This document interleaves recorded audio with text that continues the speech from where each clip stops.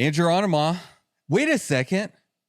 How do you say your last name? That's right. You nailed it. Did I? Yeah, you nailed it. I really thought that I've been pronouncing it incorrectly. No. Okay. I think that's my number one way I say it. Okay. I think it's kind of like the combo you had with Shell Money, where it's like, oh yeah, sometimes it's Monet, sometimes it's money. There's a particular phrase he used. Do you remember what that was?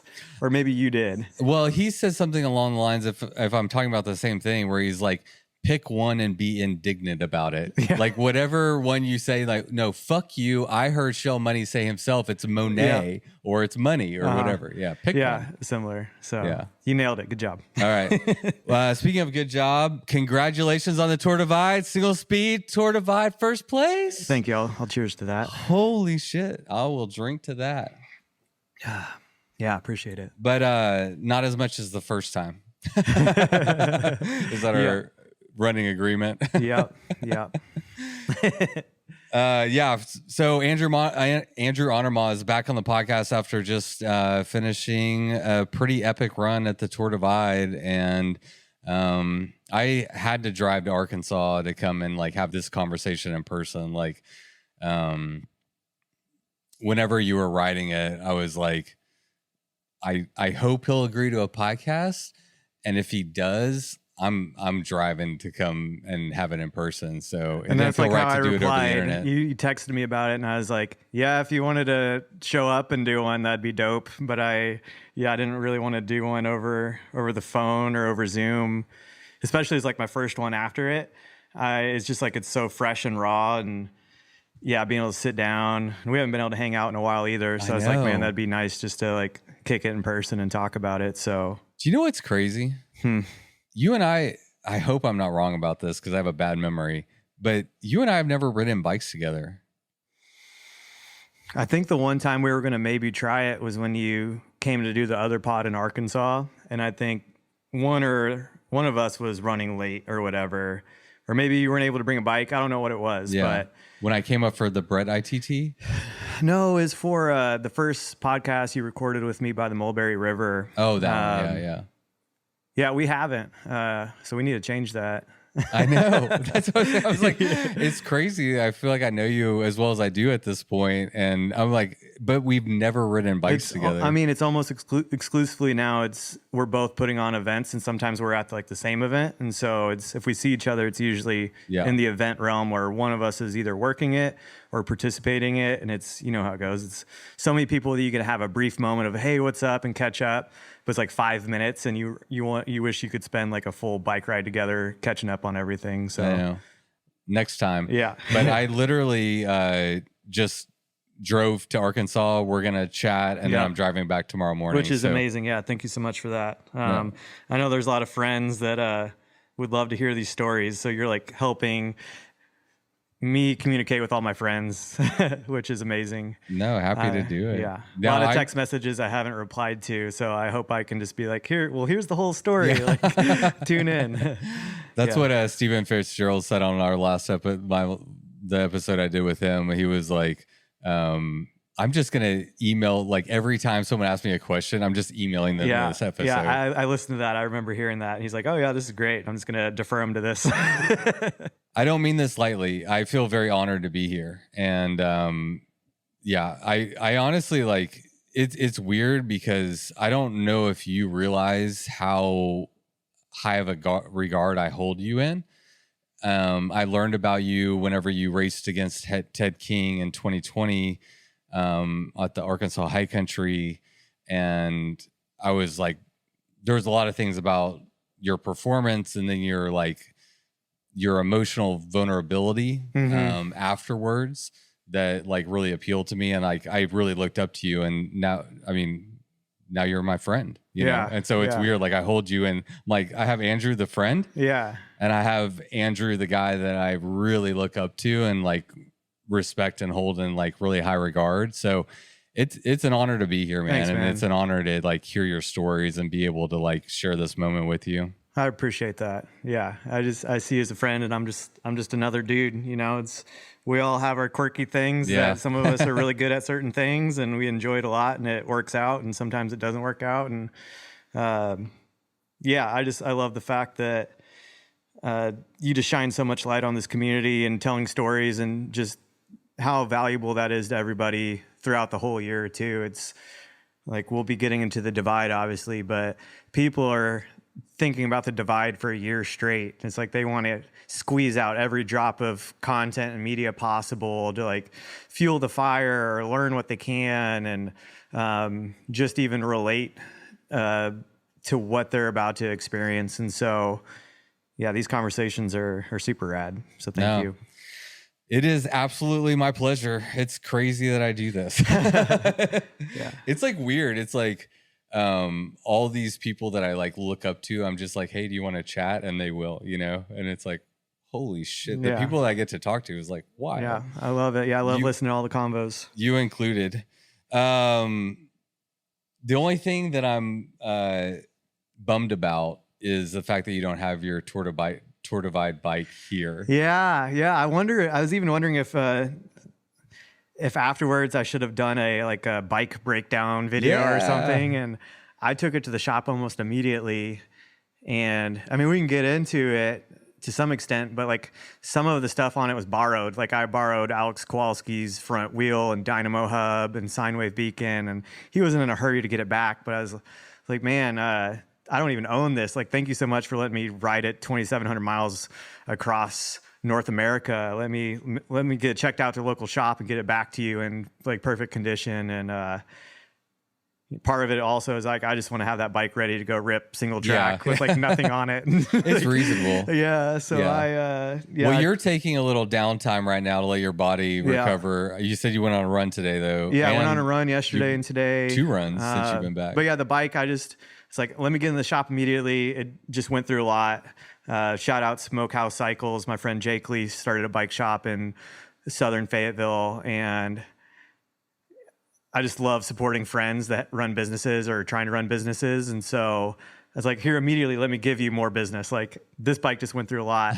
Check it out. Let me know what's up. And let's get it ready for just ripping some local single track. So that's why I got it there so quick. Yeah. It was also just like an opportunity to have a conversation with them. It's like, your mechanic is part of your team leading up to an event like this. Oh, and my gosh, so valuable.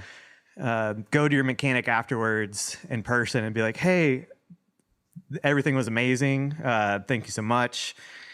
Check it over. I'm like taking a break and then I'm ready to ride it here soon. So yeah, that's why I don't have it with me today. So it's a valid excuse, I think. I think no, it's valid, logical, reasonable, and everything else. But nothing would have made me happier than to like see the bike, touch the. I might have rode the bike, you know, the bike, the setup that rode the Tour Divide. Well, if I ever ride it again, I'll remember. If I do the Divide again, I'll remember.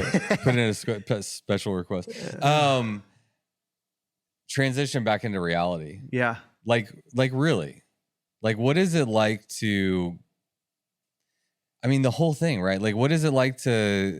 I mean, I'm not asking you to describe the entire thing, but like, essentially, I mean, Tour Divide is a huge goal. Mm-hmm. You go and you do it, and you're checked out of reality, and you come back to reality. Like, what is that transition like? And also, like, I'm really interested in like physically how that has taken a toll on you. Definitely. Well, you hear, I mean, basically, you can only base it off of other people that have actually gone through it. Like anyone can predict, oh, you're going to feel like this, you're going to feel like that. But you talk to Divide veterans, people that have done it, and like, how did that affect you and what was life like? And I remember earlier in the spring mentioning like, oh yeah, after the Divide, I'll like swap out pedals and like start training and transitioning towards this. And like Ezra laughed a little bit. He's like, dude, it's gonna be like a few weeks before you're like thinking about training and stuff. And you like get those reminders and you're like, oh yeah, this is bigger than anything I've ever done before. Right. And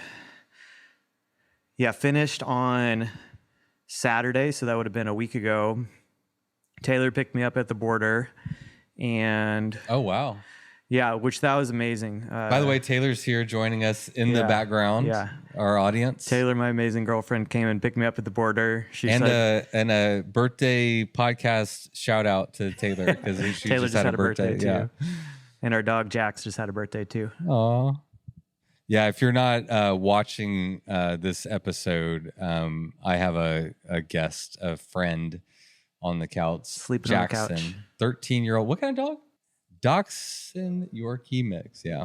Anyway, sorry, Andrew. So she picked me up at the border, and of course, like, you don't really try to plan ahead on what you're going to say when you see the first person or whatever. Like, I knew Taylor's going to be the first person I was going to see. I wasn't rehearsing, like, here's my grand first 2 sentences upon finishing of what I want to say about my experiences. I was just looking at the time, and then I looked up and I just said, like, oh my God. And it's just like, oh, it's over, you know, and hopped the curb there and touched the sign. And almost immediately, like, Taylor, just like being familiar with ultras and me and everything. She's like, I got a cooler of all kinds of different drinks. What do you want? I got snacks.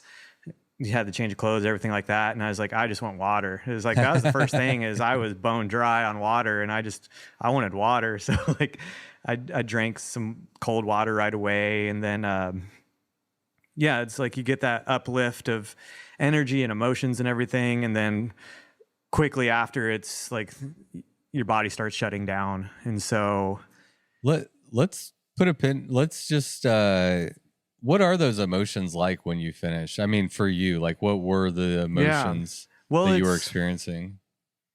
Yeah, I think a lot of the final emotions are experienced like maybe an hour or two before the actual finish. Okay. Because it's kind of like, you know, it's over at that point. Right. Especially when you get off the final bit of the CDT and onto pavement, and you're like, okay, I'm riding 30 miles of pavement to the finish. You go past the Cheetah store. Yeah, like at that point, it's flat rolling, and it's doesn't demand your brain. And it's like you're very unlikely to suddenly get a mechanical at that point or whatever. And so I think that whole final rollout is probably when a lot of people experience most of those emotions.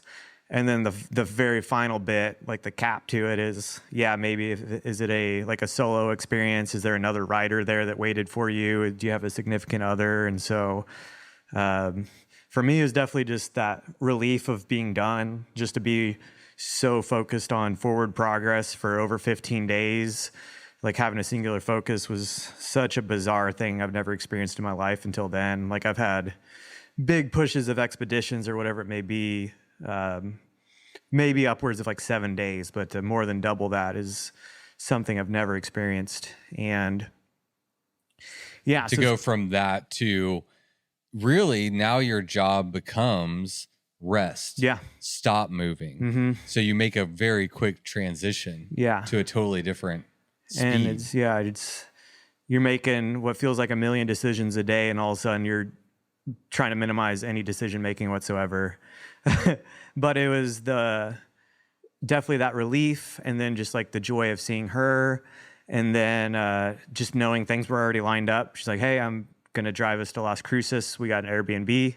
We're going to have a late dinner, and then we're going to stay another whole day. Oh, and another night move there. That's good stuff. And then we even broke up the drive into another day. So we drove to Amarillo, stayed the night in a hotel, and then finished it off. So it was like, that in itself was amazing to really take my time, like, coming back.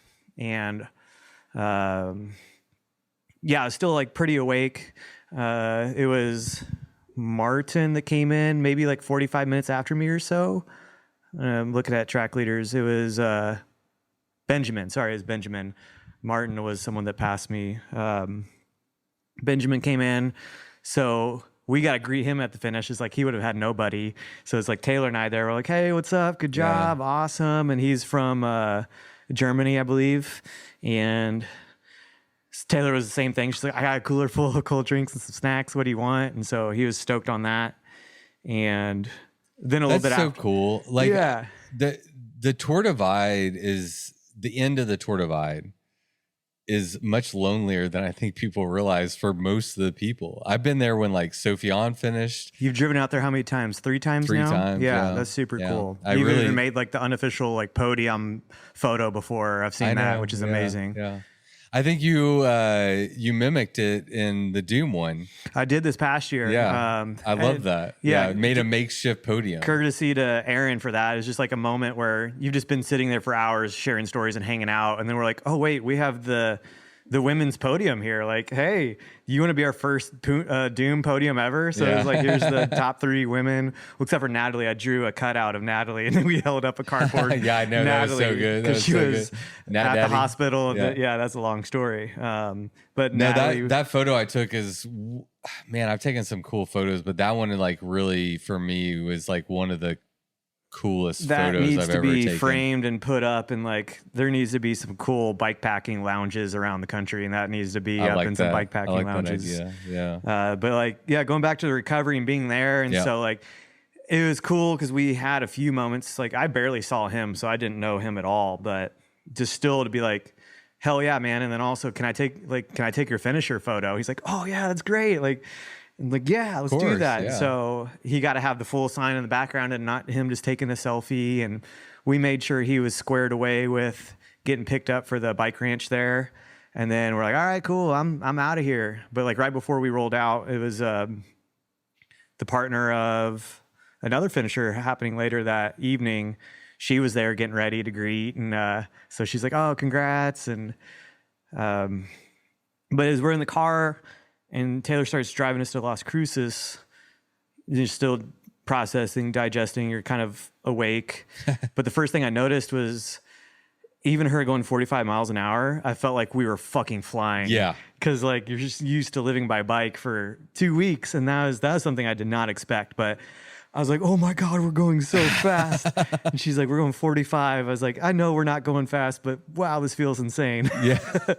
I've experienced that probably to a lesser degree. And I think most people listening probably know exactly what you're talking about, but you did it for 15 days and it's like, oh my God, this is like way more dramatic. It's been a while since, I had that experience and it really surprised me. What about like, I feel like I'm a slow transitioner from like, whether I'm being like a social person to a isolated person riding a bike or whatever, like you meet up with Taylor, your girlfriend, and like all of a sudden you're back in a relationship and you're doing that life. Like, was there like a transition period? No, that part was really easy. It was like just like being with her is super natural and easy, and we lived together.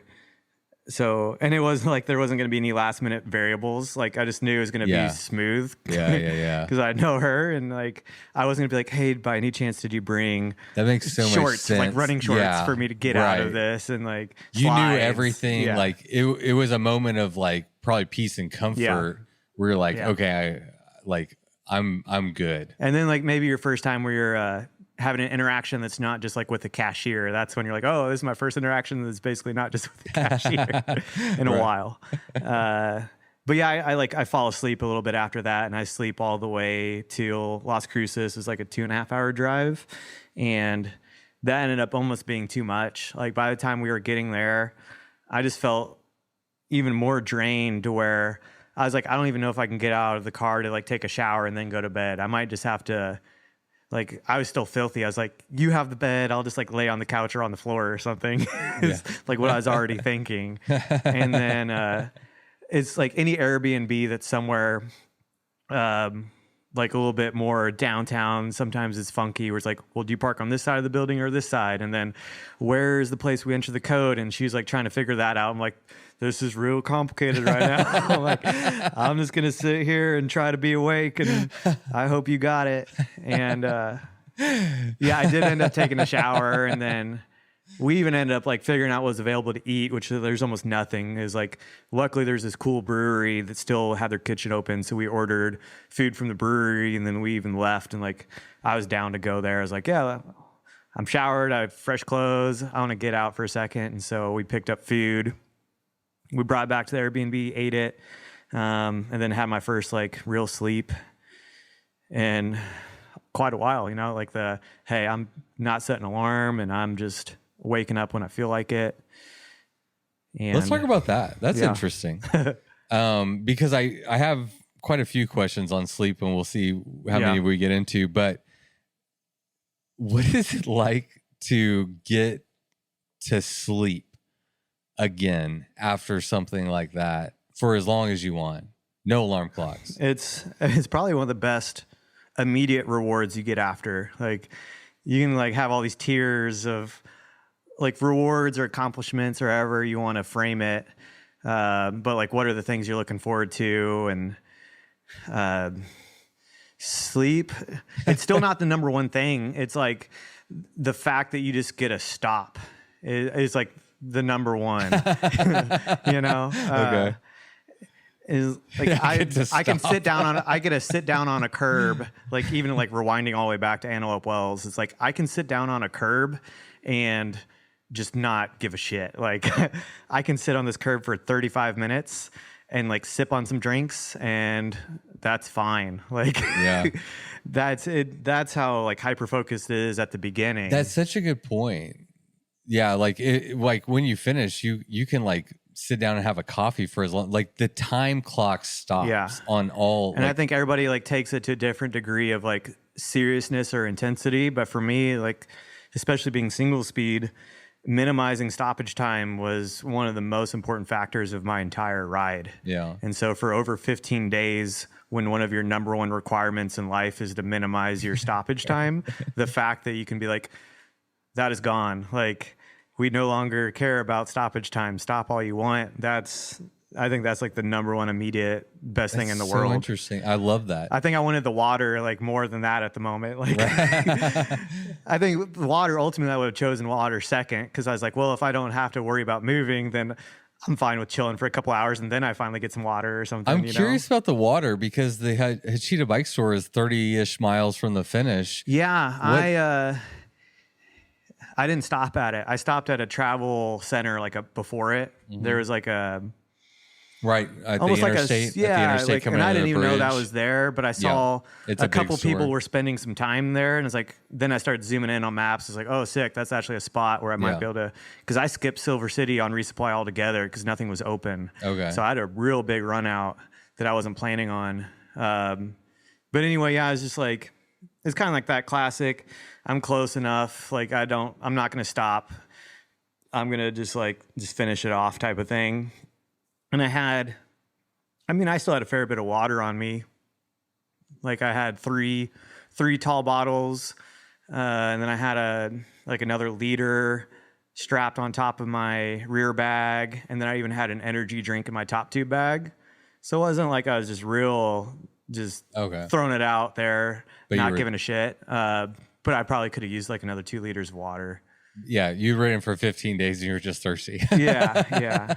And it was just like, also that section is so slow going, and you're in the desert, and it was fucking hot. It's you're constantly playing catch up at that point on hydration. All right, so coming back into reality, physically and mentally, like from the mental side, we hear a lot, and I've experienced. I just came back from Colombia, and I had a bout of depression, what do they call it? Like post-trip depression. Yeah, something. I know what you're talking about. And also like physically, like you've been making comments as I've been here this evening, just as like that allude to the fact that this effort took a huge toll on you. Yeah. So I guess that's like the super short term, is getting to Las Cruces and breaking up the drive. And we did some walking around to eat food, and even went into a couple art museums. And so I did some walking around the next day and everything. And it was kind of just each day a wall would hit and be like, no more for today. Okay. I can sit on the couch and watch TV is like the best I can do. Otherwise I'm just sleeping, period. And yeah, it'd be not big windows of the day. And maybe you sleep for a few hours and you wake up and you're like, hey, I can be normal for like a couple hours, and then I'm out again. So it's like each day is a little bit better. Yesterday was the first day I considered exercise, really. I wanted to join a group ride, like an easy 20-mile group ride on Thursday, which would have been Sunday, Monday, Tuesday, Wednesday, like 5 days after finish. And I was like kind of into the idea, but I realized my right hand still isn't functioning normally. Like I can't squeeze toothpaste out. I can't like really deal with zippers. I hope you don't wipe your butt with your right hand. You can make a big enough of a clump to where it's not too bad. All right, good. But it's like finessing. I got sushi from Walmart earlier because we were in a hurry doing something, and I got the chopsticks out, and I'm like about to eat in the car. Taylor's driving, and I'm like, I can't use the chopsticks. And she's like, oh, you can just stab it. Is that from the broken hand? No, it's from the ride for sure. I noticed it maybe like the second to last day, and it was probably with zippers first. It was like, whoa, this is all of a sudden hard. So it's very directly related to the divide. And the left hand is pretty much fine. A little bit I can notice in the left hand, but the right hand, definitely like my pinky and then the next fingers, that'd be the ring finger. Yeah. These two are, I wouldn't say like numb, but they're just real funky. From the ulnar nerve. Those are the two, yeah. And there's a lot that goes into that, but it's definitely from doing what I did. It's so funny because while you were explaining that, I was thinking to ask a follow-up question about, is that from shifting on your right hand? And I'm like, wait a second. Nope, that's not from shifting. That's funny.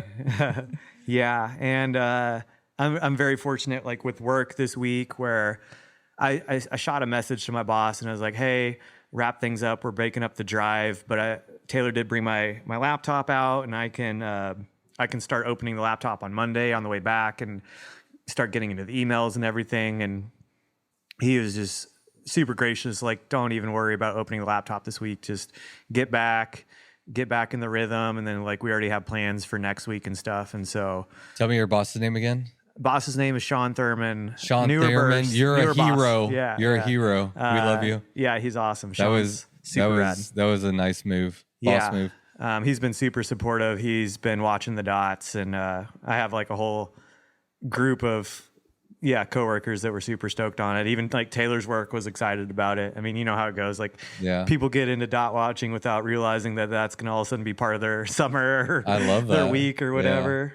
So that's kind of like recovery in a nutshell. Like I mentioned, I did the run yesterday instead of the group ride because of my hand, and then I ran today.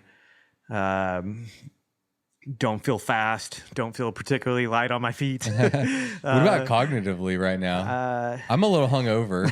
Yesterday was 4th of July, and last time you and I spoke, we drank probably a little slightly too much whiskey, and this time I'm hungover, so we'll see how it goes. I don't know. Taylor probably can attest better to it than me. I think it's the baseline's okay, and then topics I'm interested in, I can still do pretty well.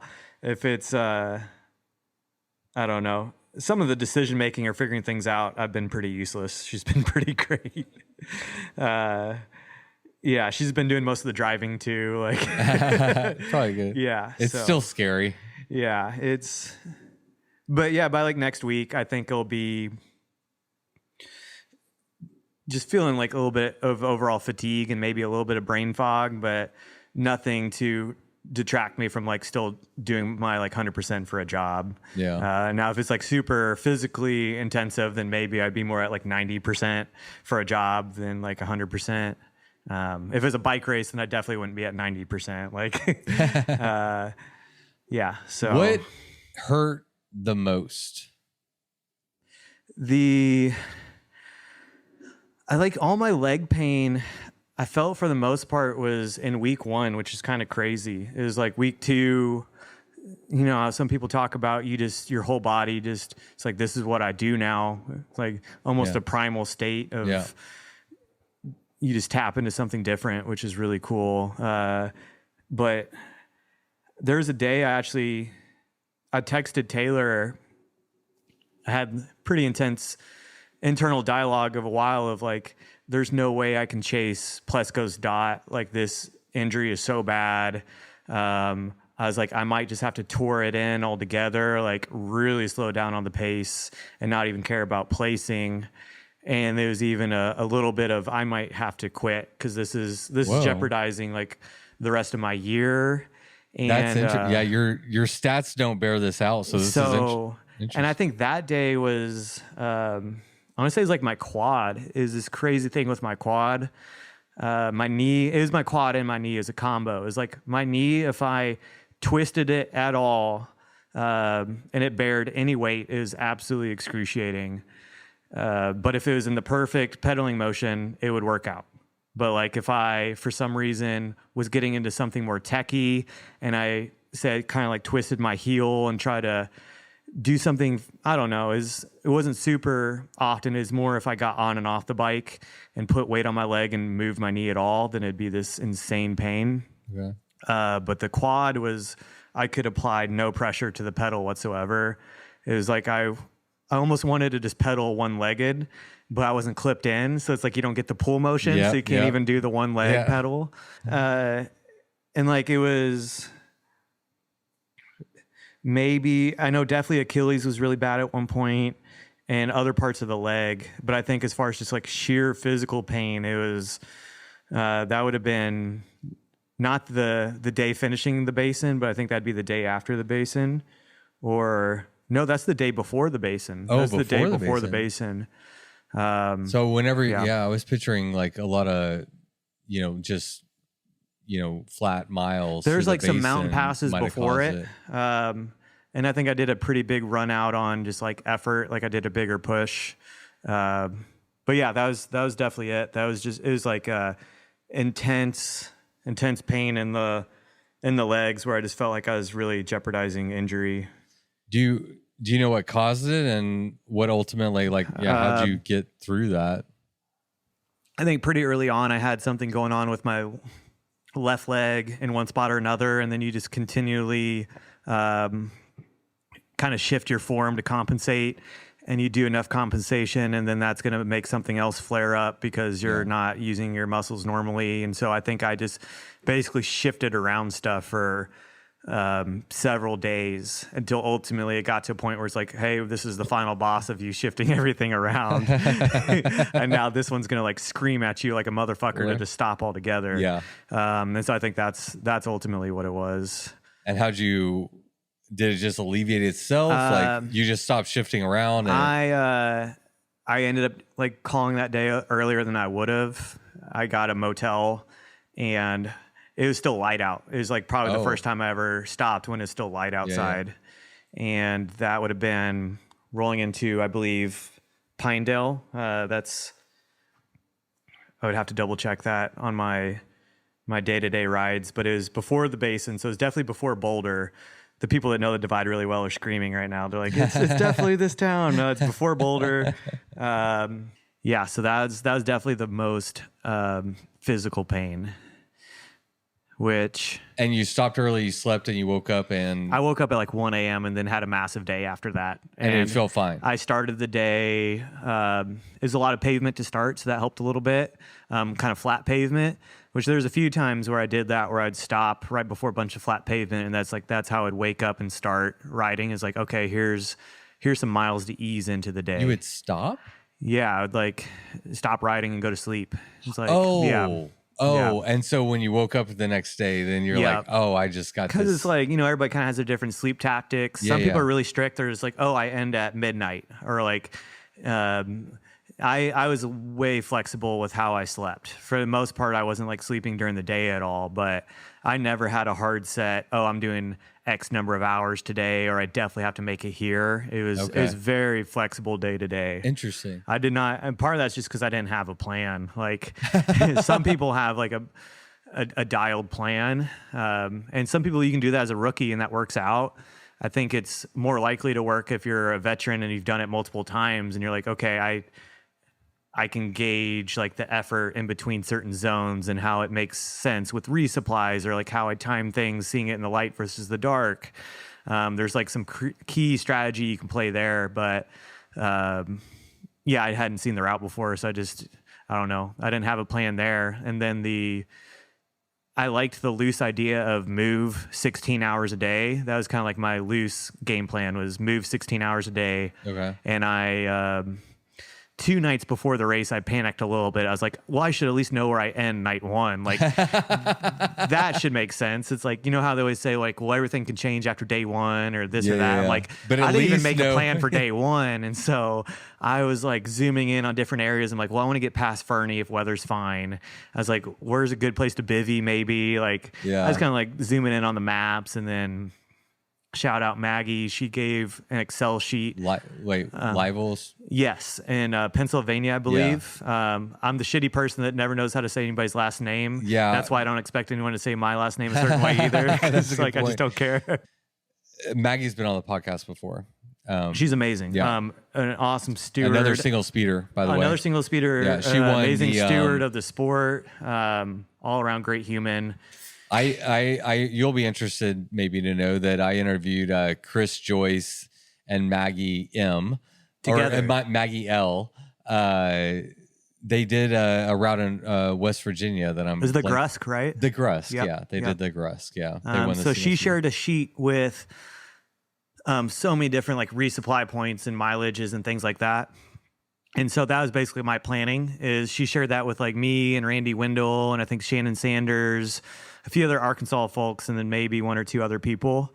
And so I was glancing at that some before the race, but maybe I opened it like twice and like skimmed through it, like didn't look at anything really. And then I started looking at it a little bit more for day one while I was sitting around in Banff. Like you're just kicking the feet up, waiting for the race to start. And that's when I was like, man, I should have a plan for night one. And she had a couple notes and there was, so I think that was, I don't know how I got on the topic of that, but that was like basically, the plan was non-existent. I don't know how we got on this topic either, but it doesn't matter. It's a great topic.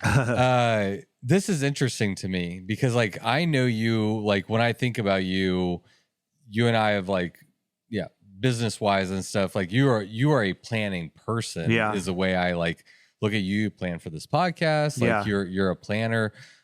Why no plan for the Tour Divide? Why no overall? Yeah. I mean, you didn't even have like a place to stay on night one. You didn't have a target goal for night one. Towards the end, I ran out of time. That's for sure. So I was for those, which is the reason I really relate to. For those unaware, I've been working at Unbound Gravel for the last 3 years. So this would be my third year, but this year was a lot more involved. I stepped into a new position as what's called event production manager. And so the way Sean described it was, well, you're coming into this very late. You're not going to be drinking from the fire hoses. They say you're going to be drinking from the fire extinguisher. Oh. And I was like, okay, yeah. I mean, it is what it is, like I'm ready to lean into it. And I was nervous about that right before the divide because I spent so much time, at least like physically prepping and mentally as far as ready to put your mind through that kind of expedition. But yeah, I was insanely busy in Emporia working. Right before that, it feels like Doom was right before that, putting on my own event. And then weather was insane and I had to create brand new routes the week of. And just life got really busy. And so that was part of it. And then everybody always says that you can make a plan, but it changes or whatever. And just having done some ultras and talking to enough people, some of it was just knowing I needed to be ready to adapt. And especially since that becomes your life for so long, it's like you're going to find your rhythm eventually. And I was just hoping I'd find it sooner than later. Right. Yeah. There's definitely moments where you can be way more efficient or really save a day, like having more knowledge and being like tactful with it. But I think part of that was just like, this is my rookie year. It is what it is. This is a learning year kind of, right? Yeah. Going back, I would have so many things that I could do just a little bit differently. And you hear that time and time again. Mental notes. But it's also like, if you're unfamiliar with the terrain, is the distance to Fernie just going to wreck me, especially being single speed? Like, am I going to get to Fernie and be like, no way, I need a motel now? Yeah. And then it's like, okay, what was the point of planning past Fernie? So ultimately it's just starting to look at spots where I might bivvy after Fernie. And then turns out day one while I'm riding, I still didn't know where I was going to end the day. It was like just rolling with it. Just roll with it. What was your longest ride prior to, I think I know the answer to this. Oh, not ride, sorry. More specifically, what was your longest race effort prior to Tour Divide? Longest race, and I want to say race that I finished too, because I think that's important. Like, you can start any distance, but if you didn't finish it, you didn't do that race distance. So my longest distance, the race actually started yesterday. It's North-South Colorado. and I want to say it's like 560 miles. It's under 600. And that's my longest like race completion. And other than that, the Arkansas high country is something that I completed once and then tried to race it once, and I dropped out like 700 miles in. Yeah. Somewhere between 600 and 700, I think. So really it's like both times. My notes say 700. Okay. So I think it's both times it's okay. So I guess 700 is a little bit longer, but I didn't like, you went that distance, but you didn't pace yourself accordingly to be able to make it to the finish type of thing. But it's like Mike Hall said, if you look at things as pass fail, it can be like that's maybe the wrong approach. Yeah. It's look at everything as an experience to learn. For sure. Right. And so like 700 miles racing Ted King on Arkansas high country was an extremely informative experience. Absolutely. Whether you didn't finish or not, it's still informed. And then you go and you have a completion at north to south.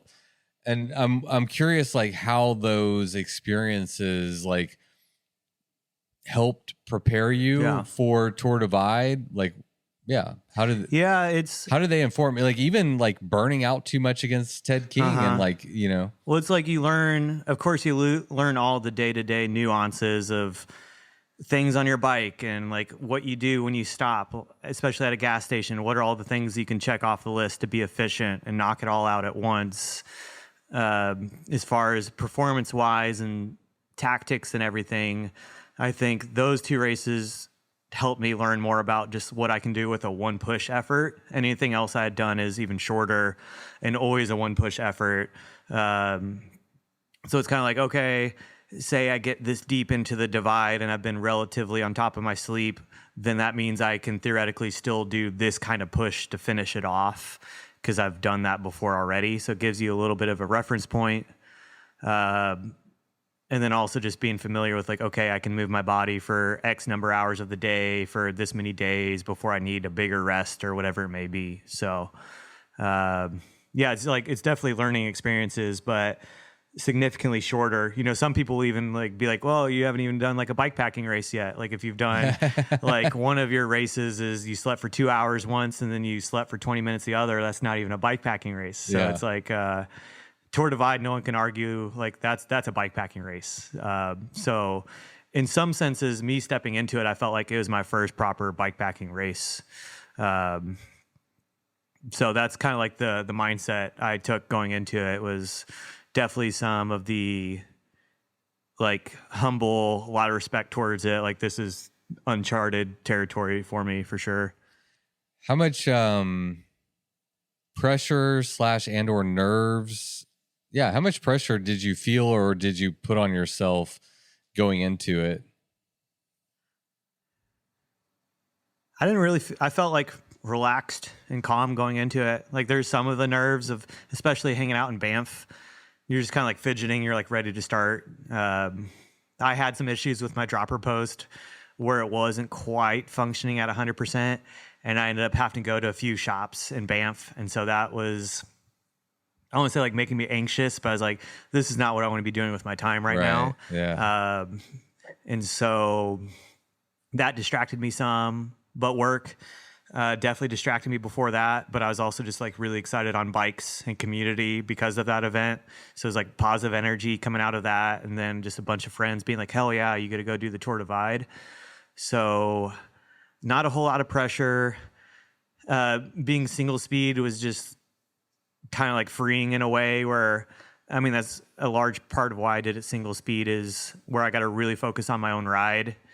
It was just like, I just got to settle into it is what it is. Yeah. And you can't think as much about what other people are doing because in a way they're playing a different game. And so you just have to focus on the game you're playing and then see how that plays into the bigger game. See where the chips land. Yeah. And so,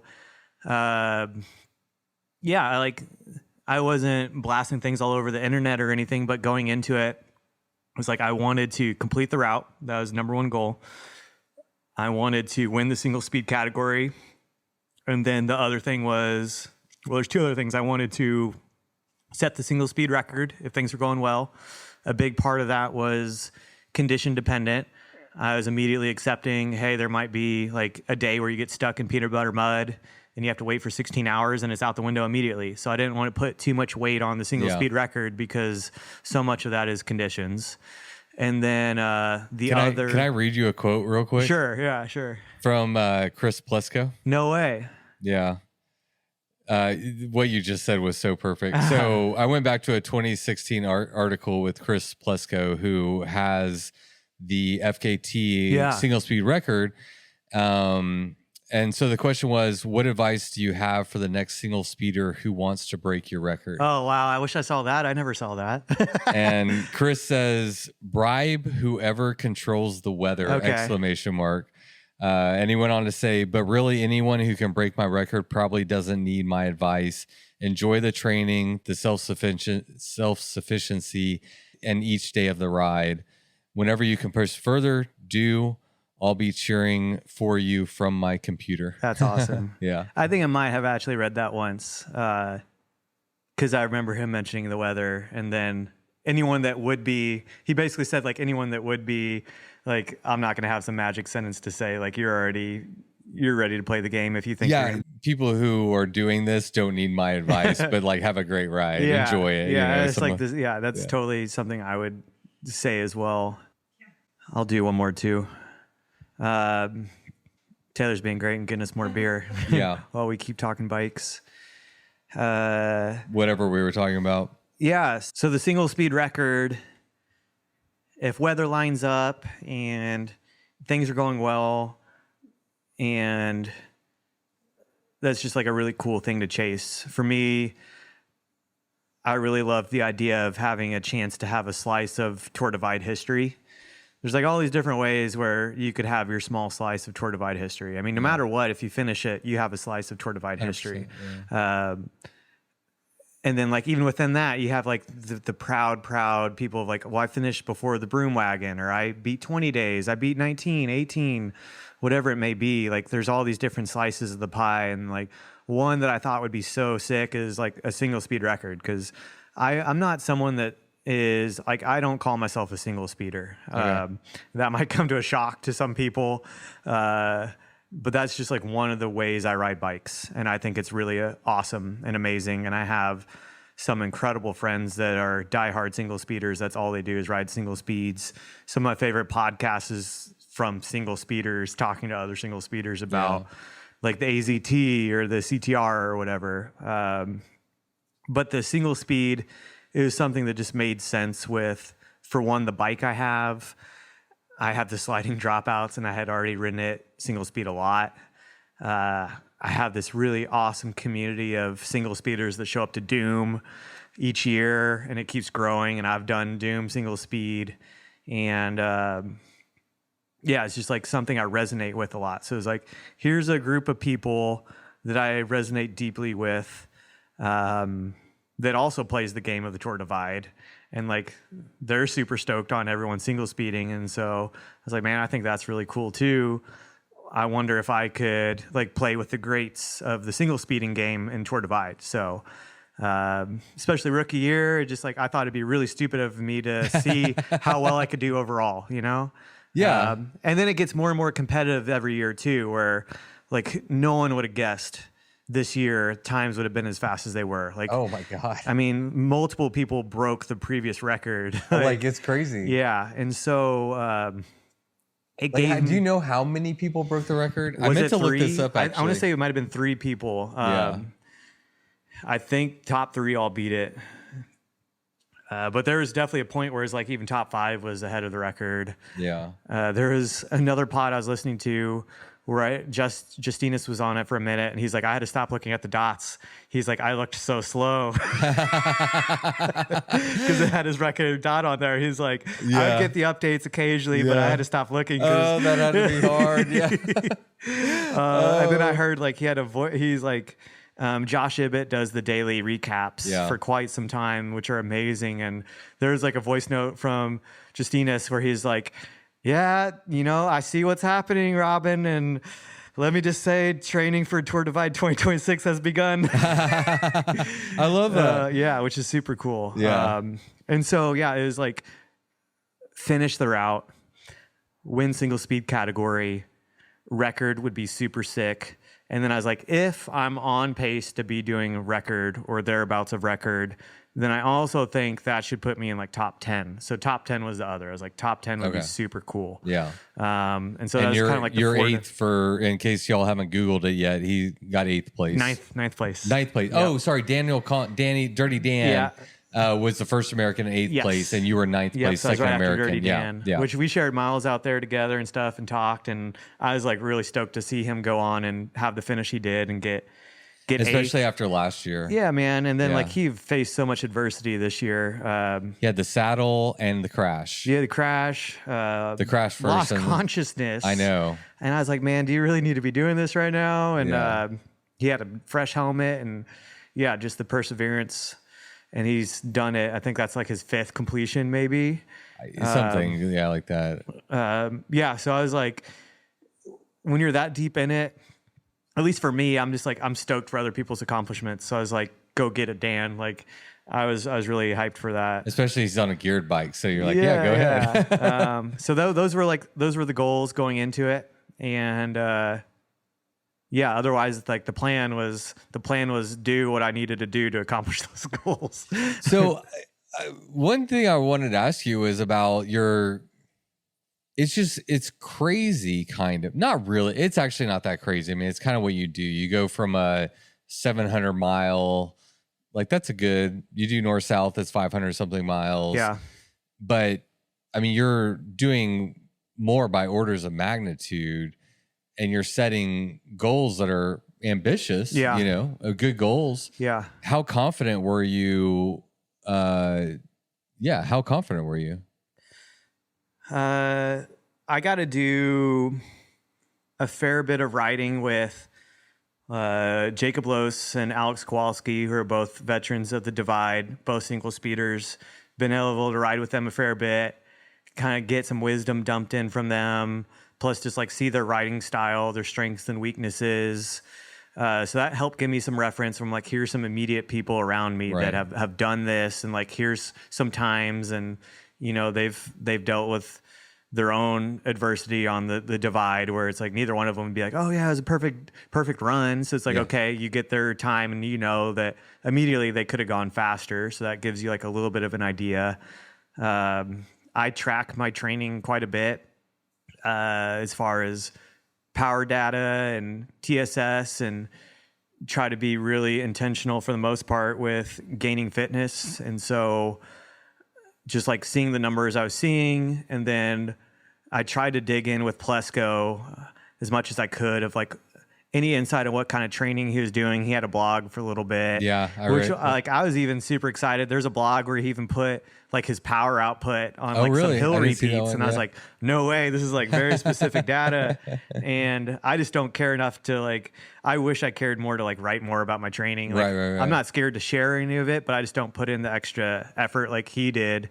And then I was like, what does this guy look like? So I look at him like he looks pretty tall. So like he probably weighs a little bit more than me. And I'm like doing watts per kilo in my head and stuff. And so I was like, okay, this wasn't like a former world tour rider that has transitioned to bike packing. This is like this is a really strong rider. Like there's no denying like he was a super strong rider. And then it's like, oh, he's also like a sponsored athlete. So it wasn't someone that's just getting after it on the weekends. It's like this is a dedicated racer. But at the time, he set the record. Well, he set it in 2009, and then he took it back from Hefe Branham in 2016. What was it? I interviewed him too for the podcast. And Hefe or Chris? Both of them. No shit. Yeah. Man, I wish I listened to the Chris one. I don't know if I've listened to that. Yeah. I interviewed him and Marnie, his wife, because they were the first couple to tandem the Tour Divide. Okay. And I honestly have to admit, I didn't even know he had the single speed record. Whenever I was watching the tandems, I just bought a tandem. I was like, oh, this is cool. Yeah. But yeah, so he had 2 kids and he was like busy with work and family man and all that stuff. And he didn't go in as prepared as he would have liked to go into prepared. But that was a year Mike Hall, he came in second overall second to Mike Hall, set the record. Yeah. Super amazing. Like he had a really good run, and it was like I was able to see enough that he was very intentional with his effort. At least it wasn't one of those where he just went out there, and it definitely wasn't his rookie run. Anyone that wants to go back to that route, it kind of blows me away. It's just really that's so much time to be out there, to be so focused, and so much can go wrong. To just go up there and line up again. Hats off to anyone that does it more than once. I have so much more respect for that now than I did before. That's so interesting. Are you like right now? Do you think that you'll go back? Because I was going to ask you this question much later, but you just brought it up. So I think it'd be several years, and I'd be on a geared bike. I really like the idea of, if I'm going to commit so much time to something and invest myself so deeply mentally and physically, I would rather have like a new experience first. Like find something bizarre out in Nepal that's never been done on a bike, or I don't know, like some really cool expedition style objective, like how Chris Picard's done, like crossing Iceland. Like I would be more drawn to doing and we were talking about Pace and McKelvin, across like New Zealand.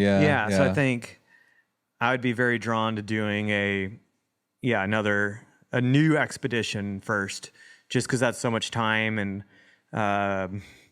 give it a bunch of years to like rebuild the obsession. I think that's something people talk about. Is I've heard the quote once or twice where it's like, well, how long did it take you to go back? It's like, well, it took me the number of years to forget about it to where I like had to, or whatever, And speaking of Chris Plesko, like he set the record in 2009. And if I remember correctly from his blog, he said something like, I'll go back whenever someone beats my record and there's a reason to go back. And then nice. Hefe Branham took his record. He's like, all right, I'm going there back. You go. Yep. So one of the things that I thought, and you've referenced it a couple times, but one thing that I took note of was, in my mind, I'm thinking about you and I'm like, Andrew is locked in to this experience. No social media. I mean, you made a post before and you're like, I'm going to go do this thing. Yeah. But zero, if I'm correct, zero social media during the time. Yeah. Sent you a couple messages during it, but I'm like, this guy is like fucking locked in. Yeah. He's riding his bike. Talk about what it takes to mentally transition from a world of everything, right? Yep. Everything we have right now, to I'm going to go ride 16 hours a day. I'm going to sleep X number of hours a night. And I'm going to do that for the next 2 weeks. Yeah. And be locked into that mentality. Yeah. I think in a very strange way, working Unbound was like one of the best gifts and preparations possible for it. Okay. Because it was the most intense, nonstop, like firing on all cylinders for that event, just like executing everything possible, and like the variables that come in, and just the sheer number of like staff and volunteers that you're coordinating with day in and day out. And then as you get closer to actual event day, then you're diving into sleep deprivation. It's the XL starts on Friday, and then like I basically don't sleep until Sunday at 5 a.m. or something like that. Yeah. And and it's like on your feet and moving around. And so that whole event was just absolutely firing on all cylinders, phone constantly going off, radio constantly going off. It was like this hard switch of, I'm about to go do like the biggest bike ride I've done in my entire life. And that's like the only thing that's happening. And so it was just a full leaning into the only thing that matters in this world is this bike ride right now. Like bar, I hear that someone in my family died, or like, something absolutely unforeseen comes up to where it's like, okay, you can't just only care about your bike ride. I was like, I'm leaning into, this is the only thing that exists for a while. And talking about it with friends and stuff, or even Sean, they're just like, this is insane. What you're about to do is insane. And you're just like, yeah, it is. And you just like lean into it. You're like, yeah, this is about to be something that, especially as a rookie, you're like, I can't comprehend, I'm not going to try to comprehend it. And here we go. Yeah. But was there anything you actually did to like make that mental switch, or did it happen just naturally? I think, you mentioned no social media. I planned on that before, not like loosely. I'd say like I was pretty sure I wasn't going to open up social media. I was like, maybe I'll do some updates here and there. But as it got closer, I was like, you know what? I'm not going to open up Instagram once the whole time. Okay. I didn't open up Instagram the entire time.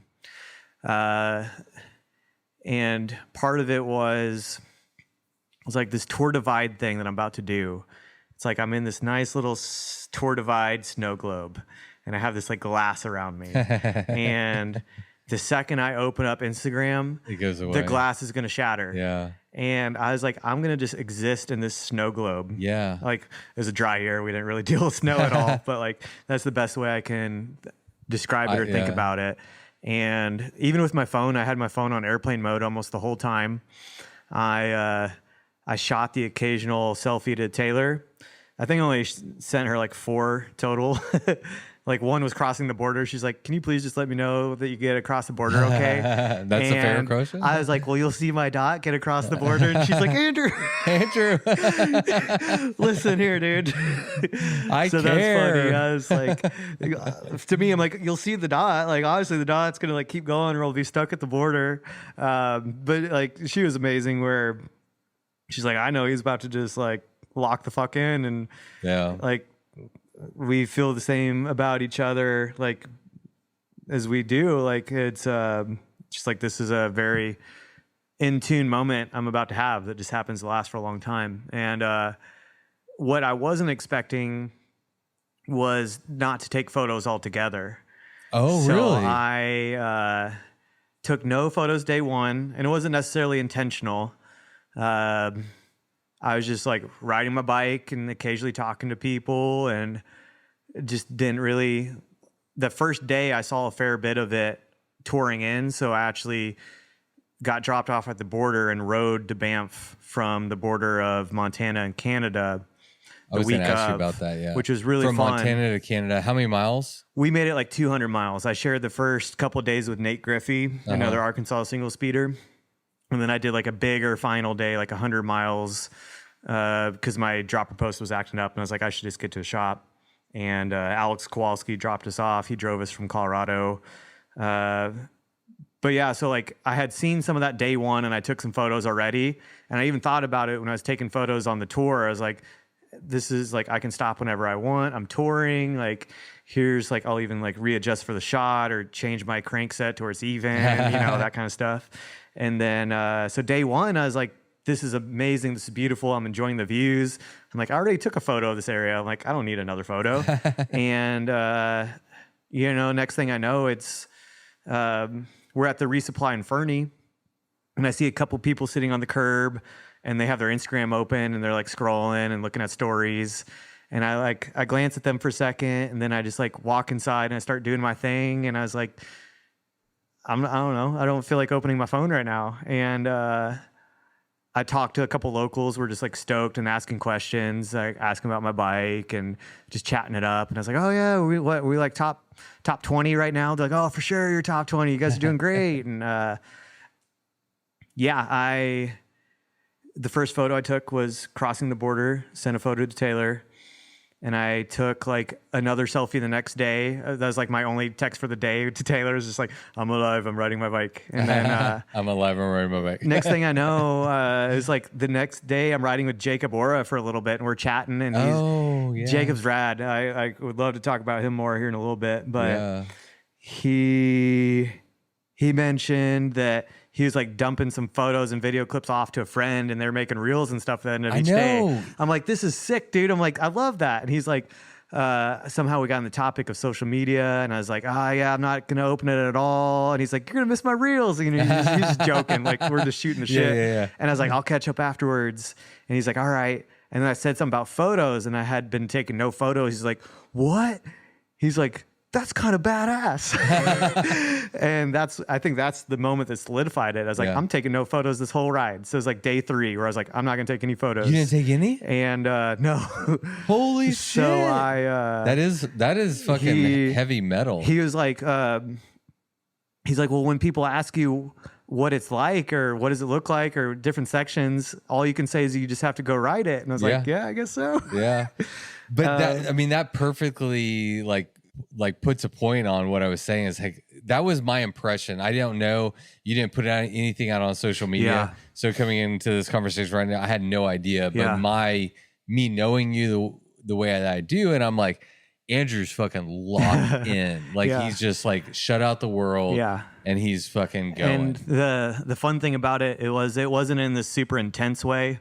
Day 1, it might have kind of seemed that way to like the few people, especially like at that resupply in Fernie. Like I did not sit down. I was grabbing shit, and I stopped at McDonald's first. Like Layla and I were the only 2 that went to McDonald's out of like that top 10, at least that were there at the time.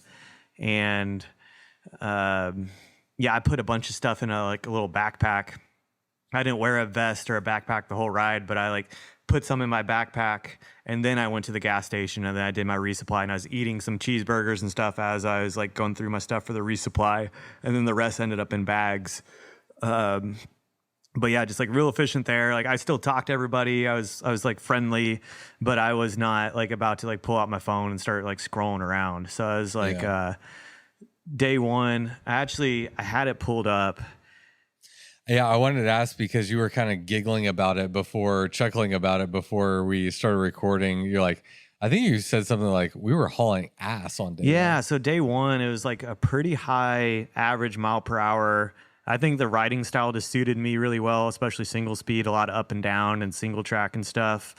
But the one thing I noticed that I laughed when I pulled it up was the stoppage time. So my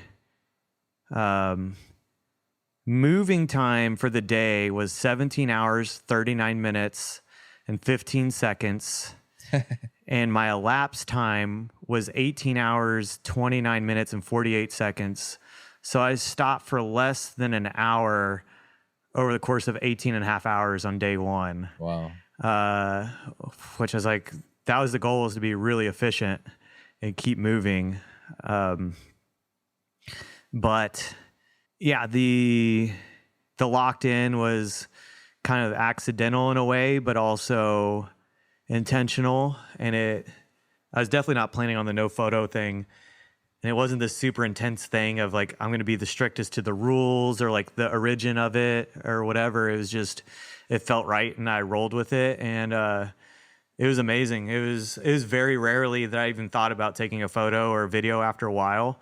And like every time I thought about it, I was like, can this capture this moment any better than what you're seeing with your eyes right now? And I was like, no. And I was like, just keep staring at what you're seeing right now. So that was kind of how it was. It was very emotional and like spiritual at times. It was just, I took four selfies, and then I took one photo of the inside of a Taco Bell, and that was my entire 15 days. I actually do relate to that because, like, as a person on the internet, I feel an obligation to like tell what I'm doing, like on the bike, but it's really hard for me to create content whenever I'm going on a bike packing trip or, doing something like I prefer to just be wholly in the moment. Like life is hard and challenging and chaotic, and like it really is nice to, and it's very selfish. Everybody knows bikepacking is a selfish sport. Yeah. But it sounds like you're like, I'm going to take all of this in. Yeah. And taking photos is cool. Like you can look at them later, but like in the moment, I just wanted to squeeze every single drop out of the Tour Divide that I could. Yeah. And then I love the people that took photos and videos. I even like would talk to someone doing a video. Like I'll be in your video, and like I hope I see it one day. Yeah, you were like, in Jay Peterberry's photo or videos. And so, he caught up with, that was cool to see. And I love that. And now I could tell you're doing well. I was like, all right, oh yeah, he's fucking killing it. This past week, I've been watching a bunch of different video clips and looking at people's photos, and I'm like, I'm so stoked that they took video and photos. So I'm definitely not anti. Speaking of Jay O'Hora, he did an excellent job. Like I would love to chat with him. Yeah. He's been on the podcast too before, but Yeah, he was like slaying it on the social media. I Yep. appreciate both. Like I was like, I really respected your approach. I was like, no fucking social media. I'm locked in. Yeah. I'm going. Well, it was awesome. Yeah, I really enjoyed it. And what about track leaders? I looked at track leaders quite a bit. That was like one of the only ways I was on the internet. Was like, if I'm in a long pocket of no service and then I'm in service getting ready to get to a resupply, sometimes it'd be popping up Google Maps and checking my resupply options. Like, okay, what I actually have here? Is there like fast food and gas station, or is it only gas station? And then pull up track leaders. It was like kind of a combo of seeing how the race overall was shaking out. But then after a while, it got very laser focused on like Chris Plesko's dot. Yeah. It became almost like obsessive on his dot after a while. And then I think all of us there was a point where I no longer looked at anybody but him. Right. And I was like, I don't care what's happening in the race. I was like, I need to do what I need to do to try to be ahead of that dot. Yeah, that's all that matters. Yeah. That's the question I wanted to ask you. All right, let's pause. I have to pee like a motherfucker. Okay. Yeah. But Cool. That works for me. I'll do it too. So obviously, like Chris Plesko's record was on your mind. You're aware of it. At what moment did you like clue into the fact that you were in the conversation? I wish I was watching track leaders more intently early on, because I think they just drop the dot in after a few days. Like, I don't think the dot's there day one. Right. I don't know. Taylor, did you notice a day where I think they get a few days in, maybe 2 or 3 days in, and then they pop up the historic dots? I noticed that too. And so, yeah, first couple days, it's like, well, it's not even there. And also it's just like, there's so many people. And I didn't look at track leaders on day one at all. I think I looked at it when I crossed the border on day 2, like the US-Canada border. But I mean, it had to have been pretty early on. It had to have been at least by day 4. I think it was on my radar, and then I was like, that's who I'm racing. I didn't know the whole single speed field. And to be honest, even going into it with the single speed field, it was in the back of my head like, well, the only reason I'm going to be looking at what you're doing is if you're on record pace. It's like, if you're not trying to beat the record, then I already know I don't need to be looking at what you're doing, because that's not the wrong dot to be looking at. And so, yeah, day 4, when I think I was looking at it a little bit more frequently and I was in the rhythm and it was there, that's when I started looking, and I knew I was within striking distance already. And I was doing like pretty well in the race overall too. So I was like, okay, I'm up towards the front. Conditions have been working out. There's the dot, and I was like, let's make it happen. Let's go. So yeah. Now we're racing. Yeah, there were several times where even other racers were kind of like asking about like, well, what do you think other people are doing around us, or like, what's your plan? And I was very blunt early on. I was like, I'm staring at Chris Plesko's dot, and that is my goal. And so when I'm in New Mexico, maybe I'll start thinking more about what other people around me are doing, but I need to like really hone in on this. And part of it's because you truly are playing a little bit of a different game. So there's certain sections where it's just guaranteed other people are going to get away from you. You can't compare. It's flatter terrain, rolling pavement, whatever it is. You're going to lose so much time in some sections if someone's even like moderately efficient. So it's like, okay, well, how did the single speeder shake out in this section? Yeah. So it naturally is like, the more mountainous it was and more vert, I would move forward in the overall field, and I'd even like gain time on Plesko. And then the more it was rolling and flatter, then either I was like trying to catch up to him or he was gaining on me, type of thing. Yeah. Let's talk about Chris Plesko. Let's talk about the FKT. First, I had a question about your time. So Chris Plesko's time, 15 days, 8 hours, 4 minutes in 2016. Your time, I saw 2 different numbers: 15 days, 11 hours, and 15 days, 10 hours. 15 days, 11 hours, 15 minutes. 11 hours and 15 minutes. Yep. Yeah. So technically basically 3 hours. 3 hours and 11 minutes. 11 minutes. Yeah. Yeah, is exactly what it is. Yep. There's an interesting conversation around FKTs, I feel like, that comes up periodically because, like, with the Tour Divide in particular, route changes.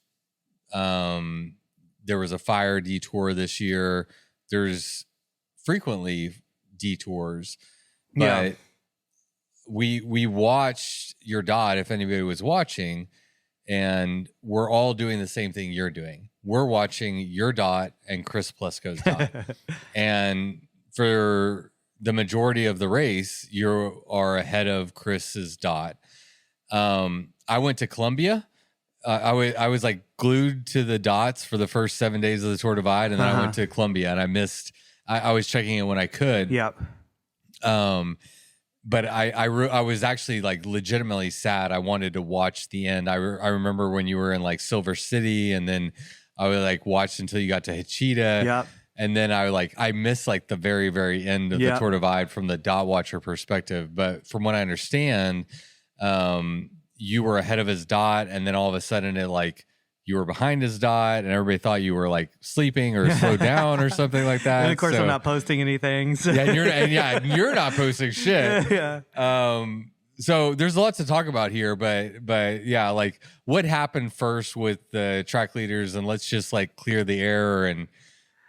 Oh yeah, so like, I had like my 4 goals of finish the route, win single speed, contend the record, and then top 10. And so if I didn't plan much for the route in general, as far as like where I'm trying to get each day, or even like look enough into the resupplies and everything, which is like, I don't blame anybody for that. And like, I don't necessarily say that's entirely stupid thing to do, because it obviously didn't work out too badly, but it's also not advisable. But I obviously didn't do a lot of research in the differences between 2016 and 2025. Yeah.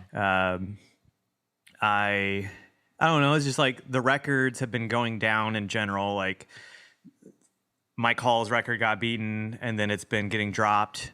And so I was like, okay, like they're dropping the overall record. So it's like, I didn't think much about like, well, let's get nitty gritty on what are the differences. Okay. Yeah. And when you get specifically into single speed and something that's been around since 2016, that's when there's more nuances to it.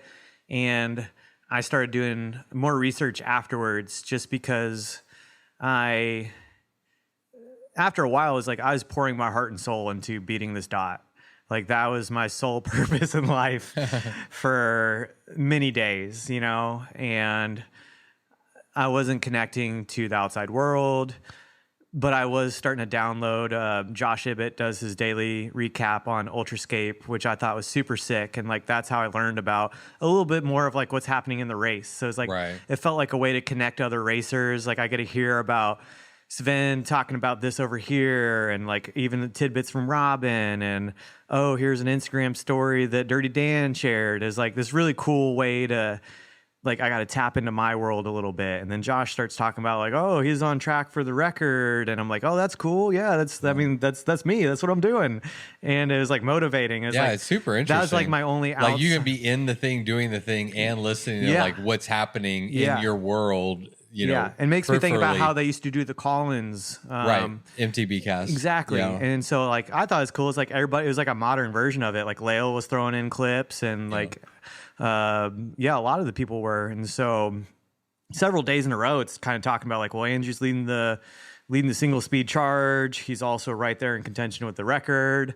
And that like, it kept me super motivated. I had times where, honestly, I was like, if I was just trying to duke it out between 6th to 10th place right now, I'd be less motivated. Like the fact that I have this goal within it, like this single speed record was keeping me super honest and like engaged.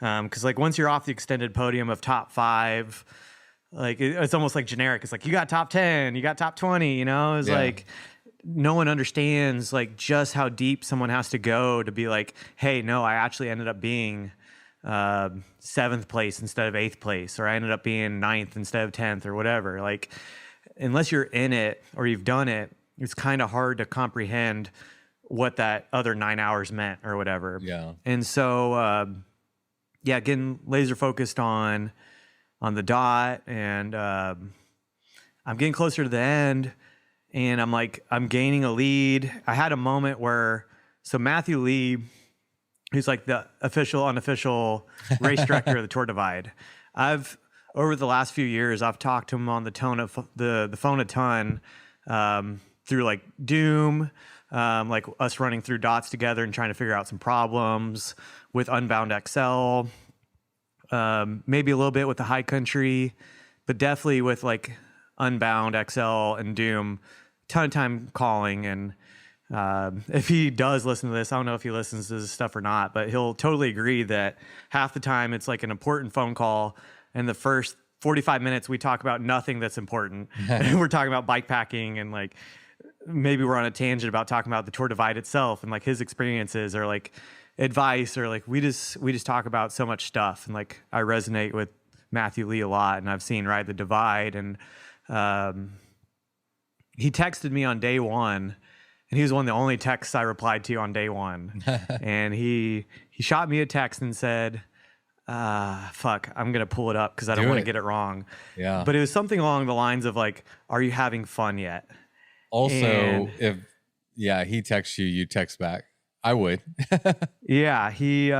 And it's like one of those things where it's like, he's not interfering. It's like, we're friends. And like, it's just like a genuine, very quick, easy, calm, like question.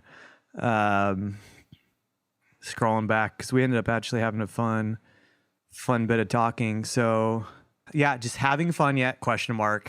This was June 13th at 9:51 p.m. is when I received it, at least.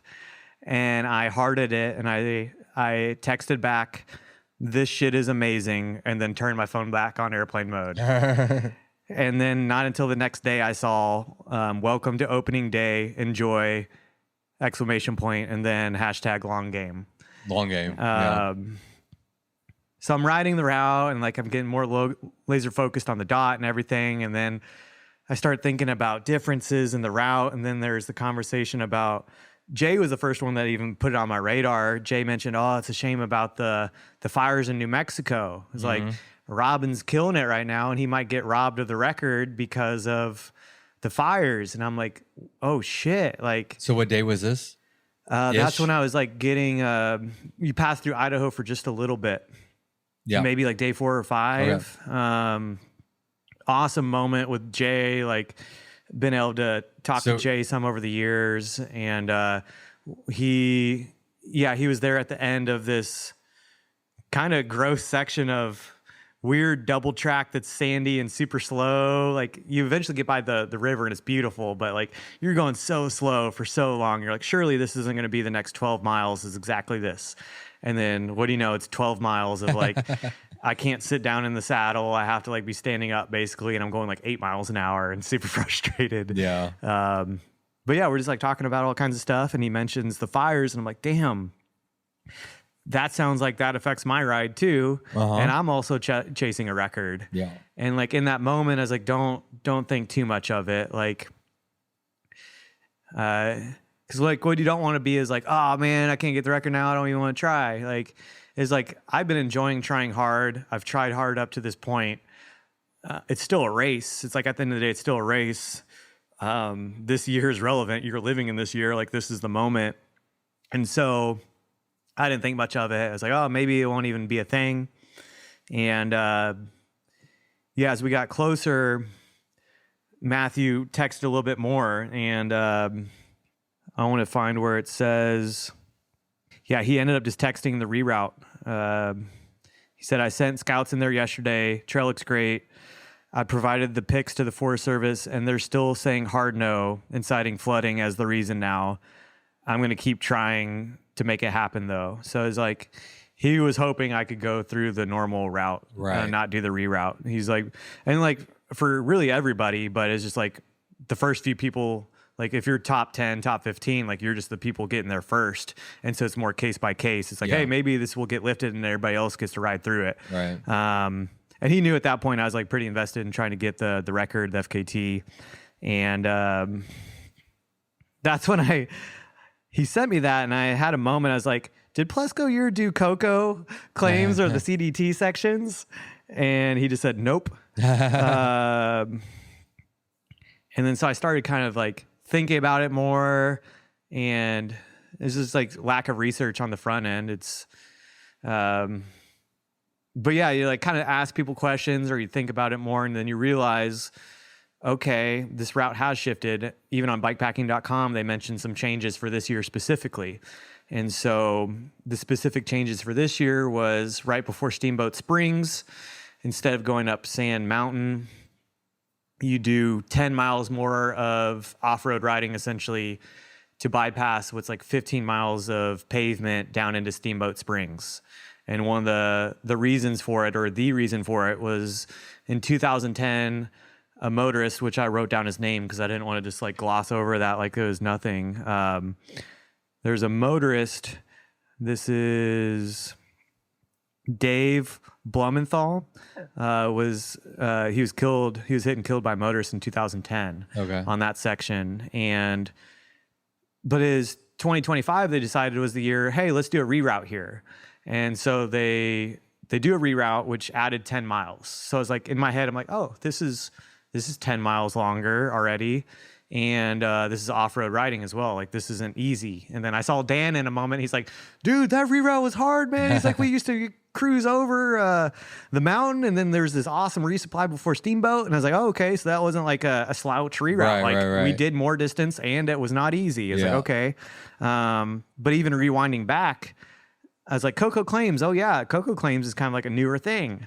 And so I started doing a little bit of research on that. This is more so post-ride, but like during the ride, I was like doing this math in my head.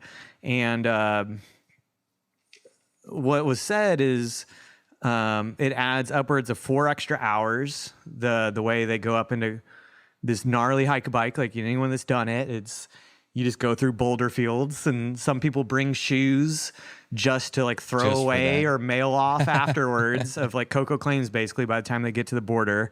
But I even like looked on Strava out of curiosity, and someone made a segment called Coco Claims Brute. And it's really only the initial uphill portion of it. It's not all the other stuff, but it's 5.25 miles. You gain 3,000 feet of vert. The average grade is 8.7% for 5.25 miles. Over boulders. Over boulders. You know, sometime like early on, you can ride it for a while. But you go from 4,000 feet, 4,310 feet to 6,709 feet. And that key section of it, which I think is like basically the main climb of it before you get up onto a ridge for a while and you ultimately start descending and stuff. Yeah, I looked at it, and the KOM on it, like for those that use Strava and stuff, was 1 hour and 28 minutes and 58 seconds. So that's just the up portion. For 5.2.5 miles. 5.25 miles. So they're like going all out, like going hard. It takes them 1.5 hours basically. And that didn't exist on the route before. And then fun fact, I actually... I'm 13th overall this year on it. So like solid, honestly. Wasn't slouching. I saw Robin doesn't have his ride on Strava. So there's like some people that didn't record it or whatever, but like some of this goes years past. My time was 1:28:58. The fastest was 1:15:11. I stopped. I was burning up hot. I took my pants off and put some shorts on. So I was like, oh man, I would have been top 10 if I didn't take my pants off and put some shorts on. If I would have known. But yeah, so that's like, okay, there's Coco Claims that didn't exist. And then, or existed, it wasn't taken. And then here's this reroute at Steamboat. And then I was like, I'm going to hone in on this a little bit more. So there's this new section of CDT when you first get into New Mexico that wasn't ridden back then. And it's section 30 of the CDT. It goes from the Lagunitas campground to Hopewell Lake or thereabouts. It's around 19 miles, and it's mostly single track with some double track connectors. I hit it in the dark. It was insanely slow. I got lost so many times. It's like some faint trail. There's areas where it's cows make their own trails, and so it's very hard route finding. And I, of course, was just like an idiot and didn't really plan ahead for it, and I like underestimated it.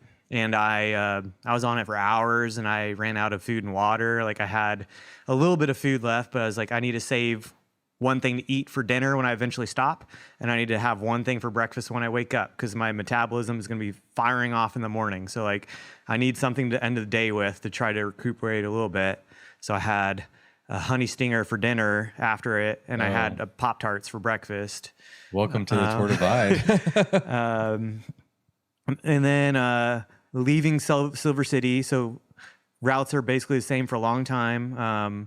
And then leaving Silver City, they incorporated. But coming into Silver City is where the reroute was, right? Fire detour. We're glazing over. So there's actual fire detour that happened. And so I dug in on the math of that. And right around Pie Town, I was riding with Dan for a little bit. And he's done it so many times. I was like, hey, man, tell me about this detour. Like, I was excited to go into the Gila. Like, I always hear cool things about the Gila how tough it is. And of course, everything we've been doing so far is tough in New Mexico. But I've heard about this, and he's like, dude, the detour is hard, man. He's like, I think the detour is even harder. He's like, I did it in 2022, I think is what he said. And he's like, I think it's harder. And I was like, well, shit, man, that's not what I wanted to hear. And so I looked it up after the race, and it was hard. Like, there's definitely nothing about the detour. I'm like, oh man, we got a nice little ticket here. Like, it was 119 miles with 9,220 feet of vert. Damn. And 10,873 feet of loss. And then the OG route was 106 miles, 106.7, with 9,135 feet of elevation gain and 10,824 feet of loss. So even by the numbers, our reroute was almost 13 miles longer.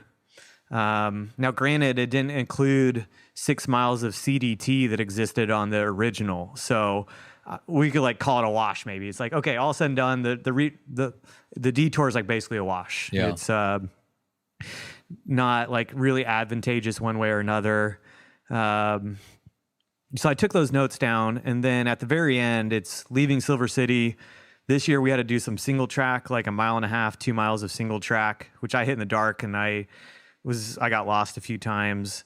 But then we did this alternate that swoops out further east and incorporates more unpaved surfaces and some road.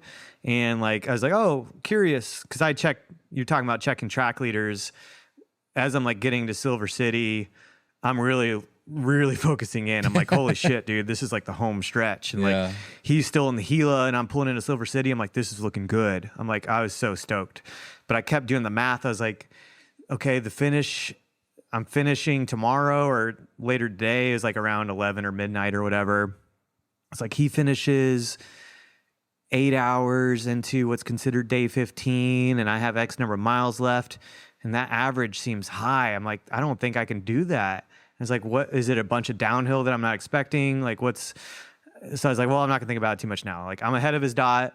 I just got to stay ahead of his dot. That's all I got to do. Yeah. And so get through the single track, get lost a few times. I end up like crossing a creek in a weird spot that there's probably a better spot, but I got my feet soaking wet and I was like, damn it, like I didn't mean to do this. And I'm on highway again in their service, and I see him just cruising on the highway after I did like all this unroad, like unpaved surfaces, and like got to it. And I was like, oh no, like they cruise pavement after Silver City. Oh, right. And so I looked that up, and it was 21 miles the way we left after Silver City. 21 miles, like over 1,000 feet of vert.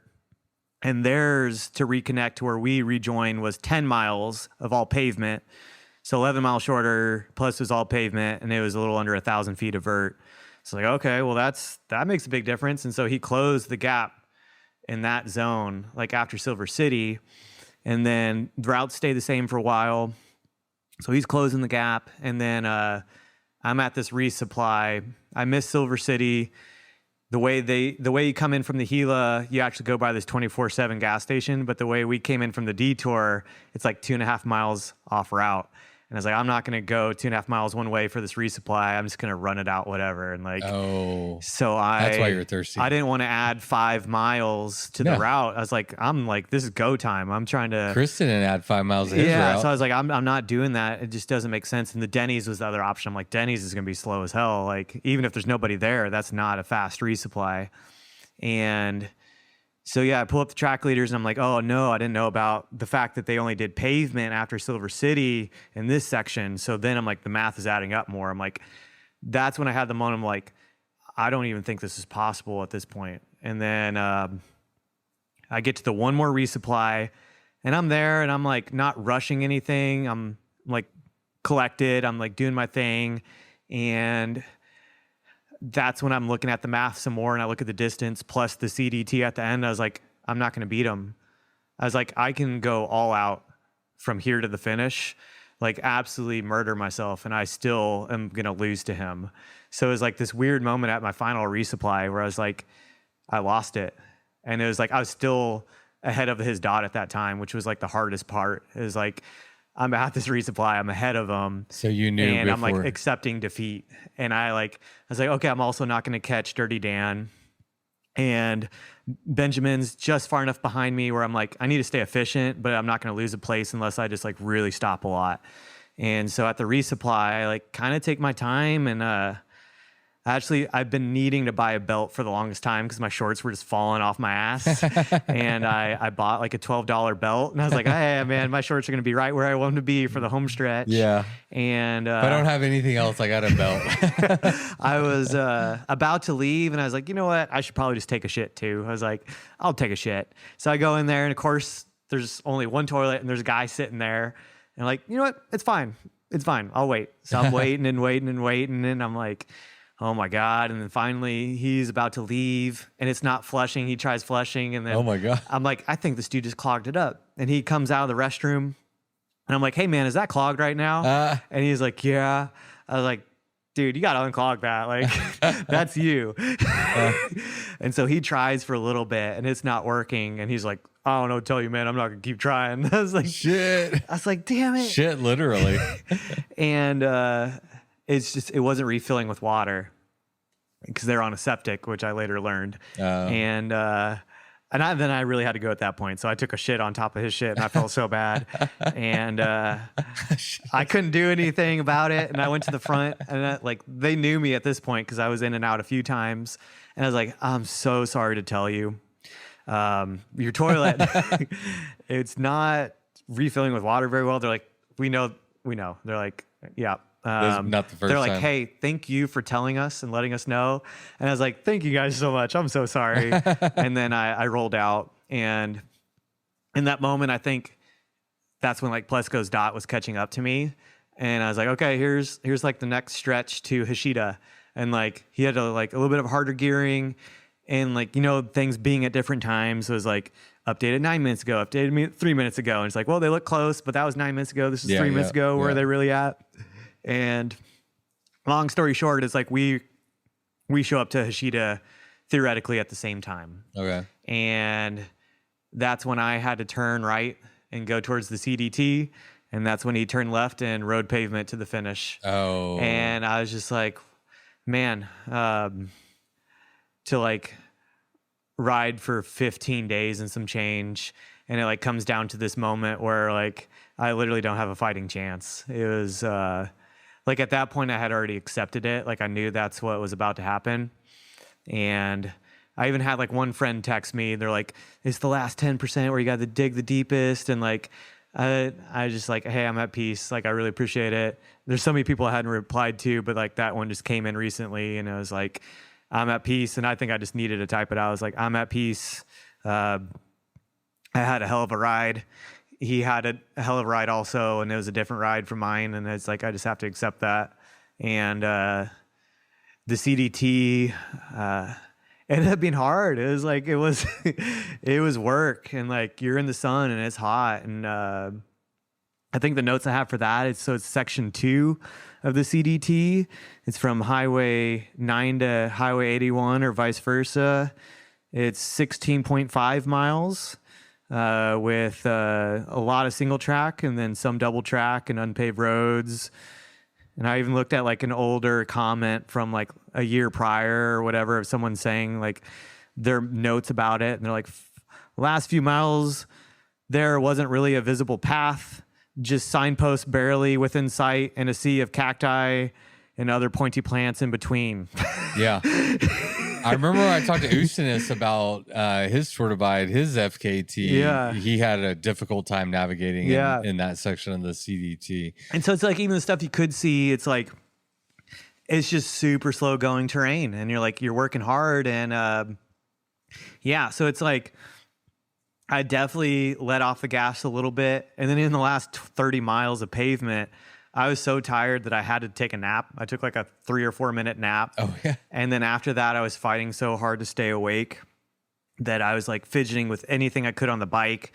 I'd like brush my teeth. I'd put on sunscreen on my nose. I tried taking notes on my phone, but the sun was too bright, so I couldn't see my phone. Yeah. And then it's like when you're younger and you get the spins and you like have to have your face on one side of the pillow and then you got to change your face to the other side of the pillow.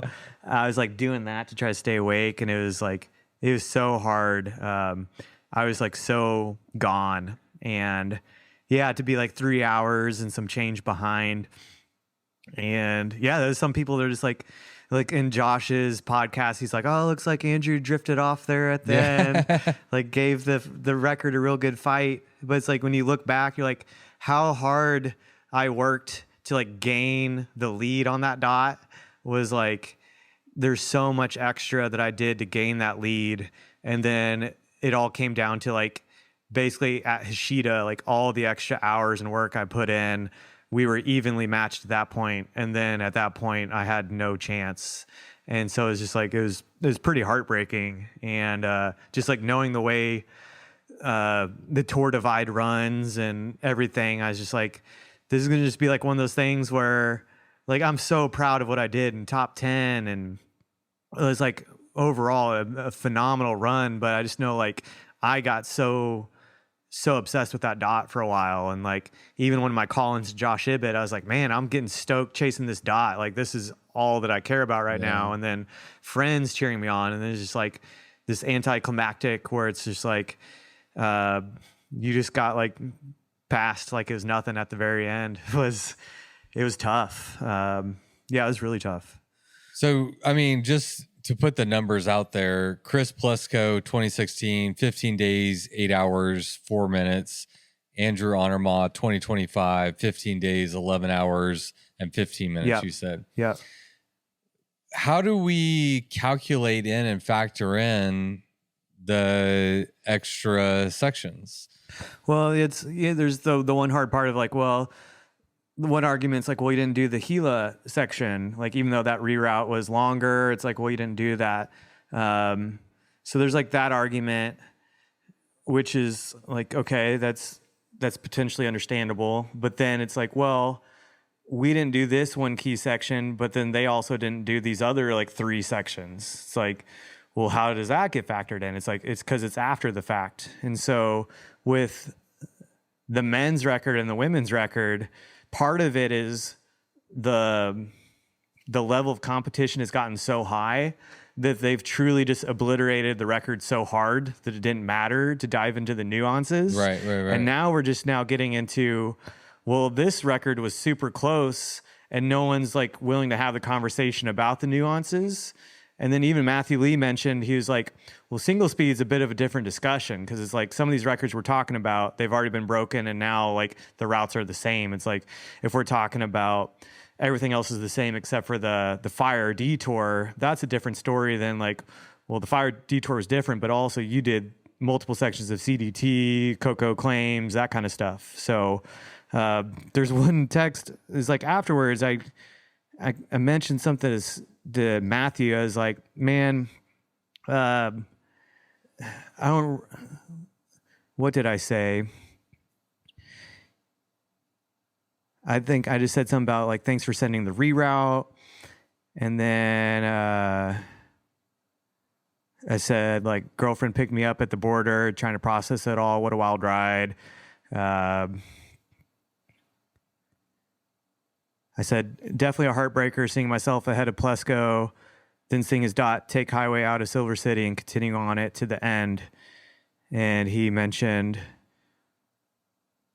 for the apologies for the slow reply, but the single speed record, much so more than the men's or women's record, is not comparable to what you did. What you did adds 4 hours up Coco via Fernie, then close to an hour leaving Silver, and then haven't measured the CDT from Hashida, but it's most certainly slower by an hour or so. And then he didn't mention the CDT at the beginning of New Mexico. So basically he's like, Coco itself was 4 hours. And then he proceeds to say, how many hours were you off, Plesko? I said, 3 hours and 11 minutes. And he just goes, dude. Yeah, what does that mean? He said the real problem is the Gila part. Missing that is hard to argue against. And then he said, did you hear from Plesko by any chance? And I said, I hear that about the Gila. Said the alternate was certainly no joke, but I haven't seen the actual Gila portion. He said the alt is sweet. And I was like, yeah, the alt was cool. And I hadn't talked to Plesko, and I actually ended up adding Plesko after the divide on Instagram, like I had a request. Yeah. And I messaged him. I just said, hey, just wanted to say it was like an absolute honor or pleasure to chase your dot for so long. Like, thanks for adding to my experience. That's like all I said. And he just said he had a blast watching every day. And like, I just left it at that. And then it was just kind of like, that was it. It's really interesting though, because we have Robin in the conversation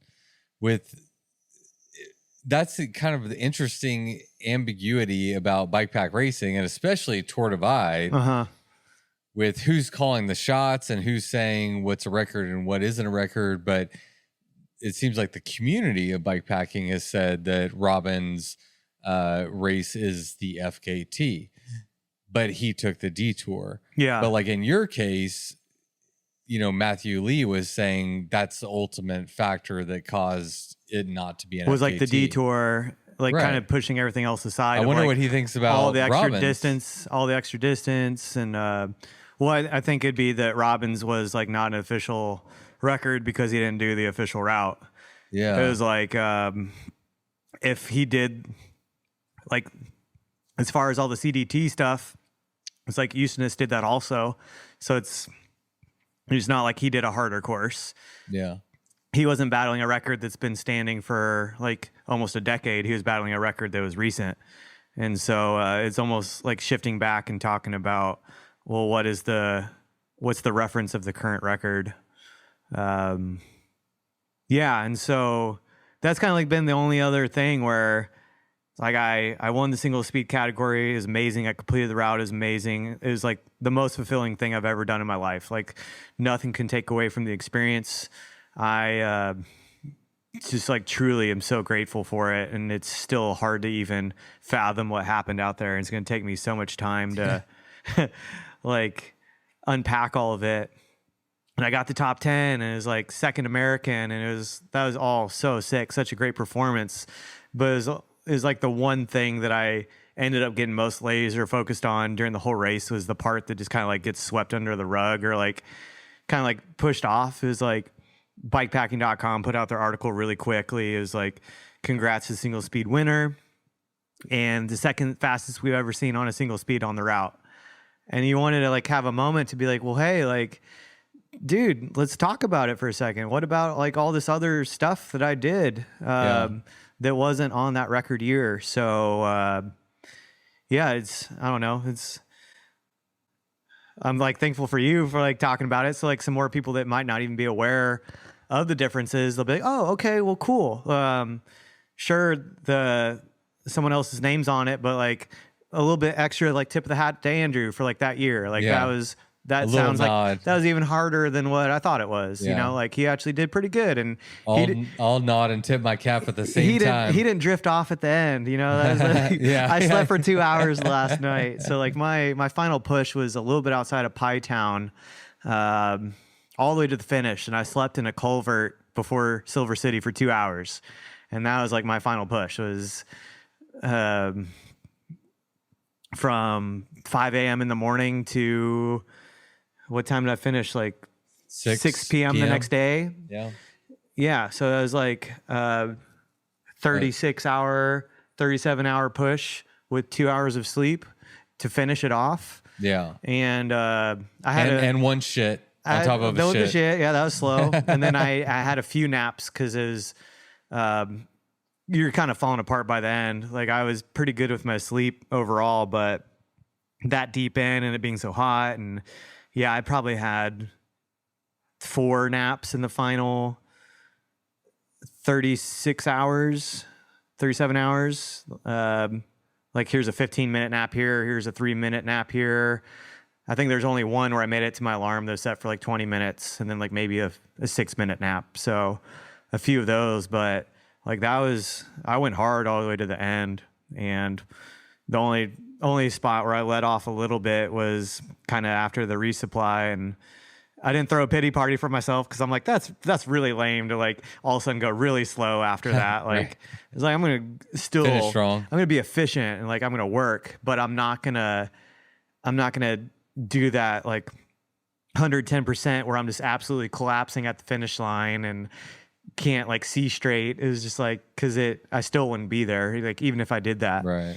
And like I'd still be short of his time. And then I thought about Taylor even. I was like, yeah, it'd be great to like get there and like be able to smile at her and like have a conversation. Not be a zombie. Yeah, like so yeah, that's kind of like the finish. It ended up being peaceful in a weird way of, I guess, is like you have to be okay with this might just be the way it is, where your name's never mentioned outside of like your placing for the year and winning single speed. Like it may never be in any kind of official documentation of how close that was to the record, or if someone could argue that is the record, is just like, well, so happy with what I did. Yeah, I mean, so happy with it. I feel like it's a conversation worth having. And the interesting thing about this Tour Divide in particular, and other races as well, who the fuck is running this show? You know, because like bikepacking.com just puts out an article and then that becomes the narrative. Yeah. But they're not associated with the race in any way other than they cover the race. And I love bikepacking.com, but I mean, like,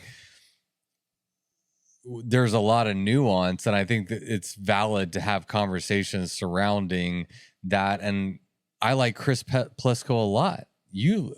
Have a lot of respect for Chris Plesko. Yeah. But he said in his article that I quoted earlier, he's like, I'm going to be rooting for my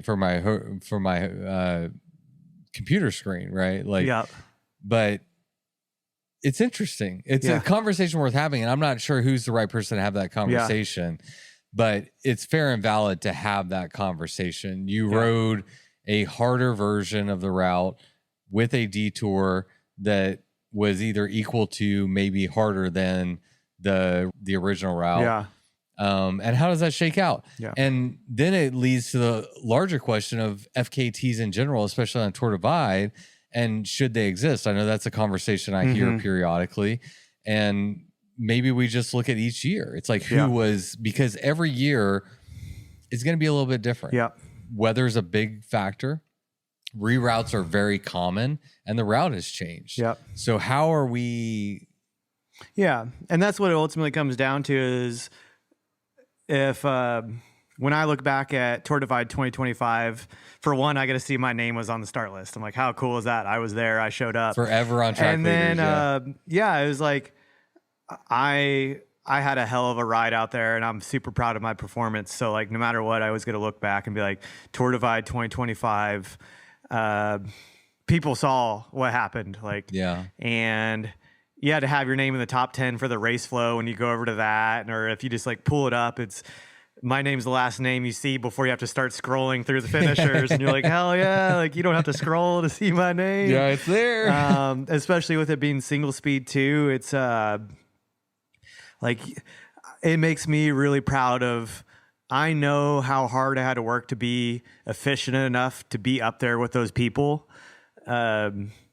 It's like, I'm not even going to do the whole, like, oh, if I had gears, like, I would have been like, no, I chose to be single speed, and I fully own that. And I know that there's limitations to that. And I'm definitely not going to be in contention for top 3 where the caliber of riding is now. But it just like really solidified a lot of the decisions I made and the training I put in and how efficient I was, where, there's just sections where if you're on gears, you just immediately gain 5 miles, like over the course of like an hour, especially like some of these on flat. Or something. It's just, and so the fact that I would still end up catching some of these people or keep leapfrogging them was awesome. Yeah, you were in the fucking conversation from day one, out of the gate. Yeah, I was, I think, top 10 day 1, and then day 15 I was top 10. So it's like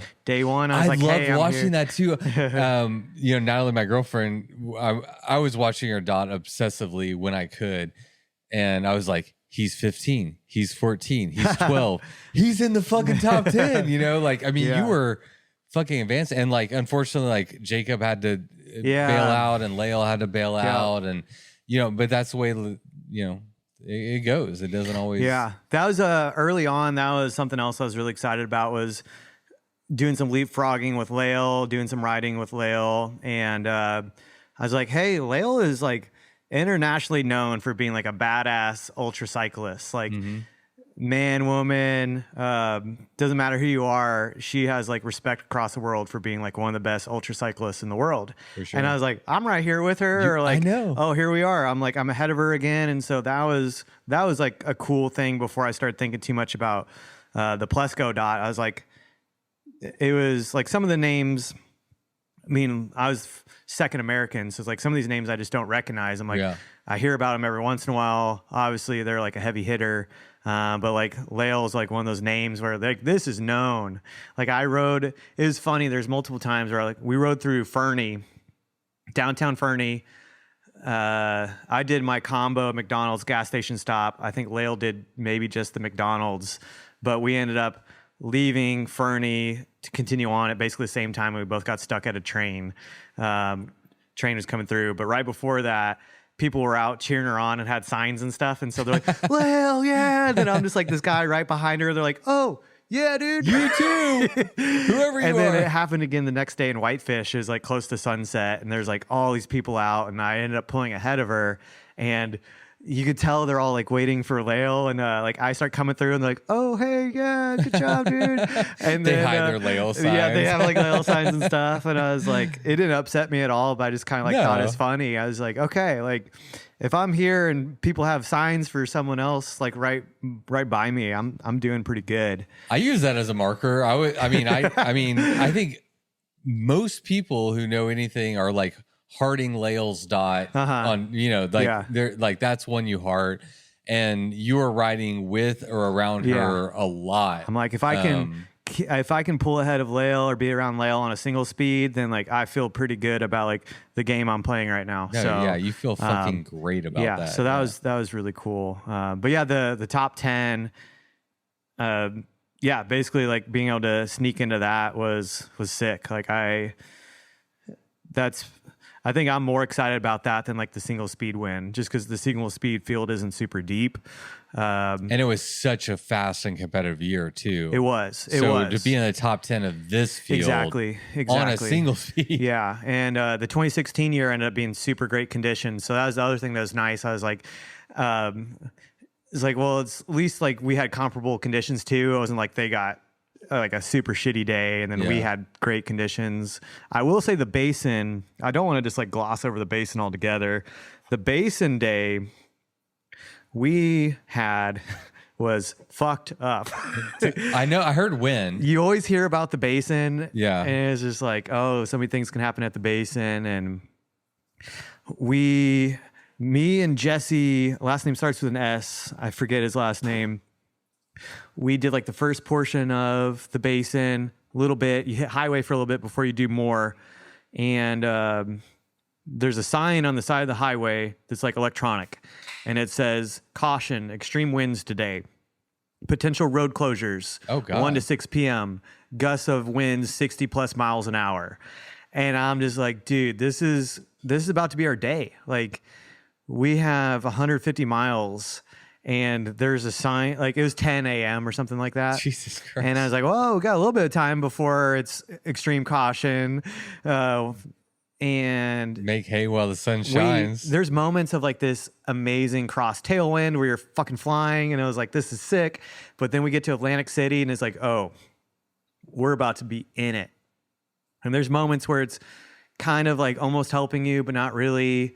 And then there's just insane crosswinds for a long, long time where I'm doing everything I can to stay upright, just like kind of swerving all over like I'm drunk.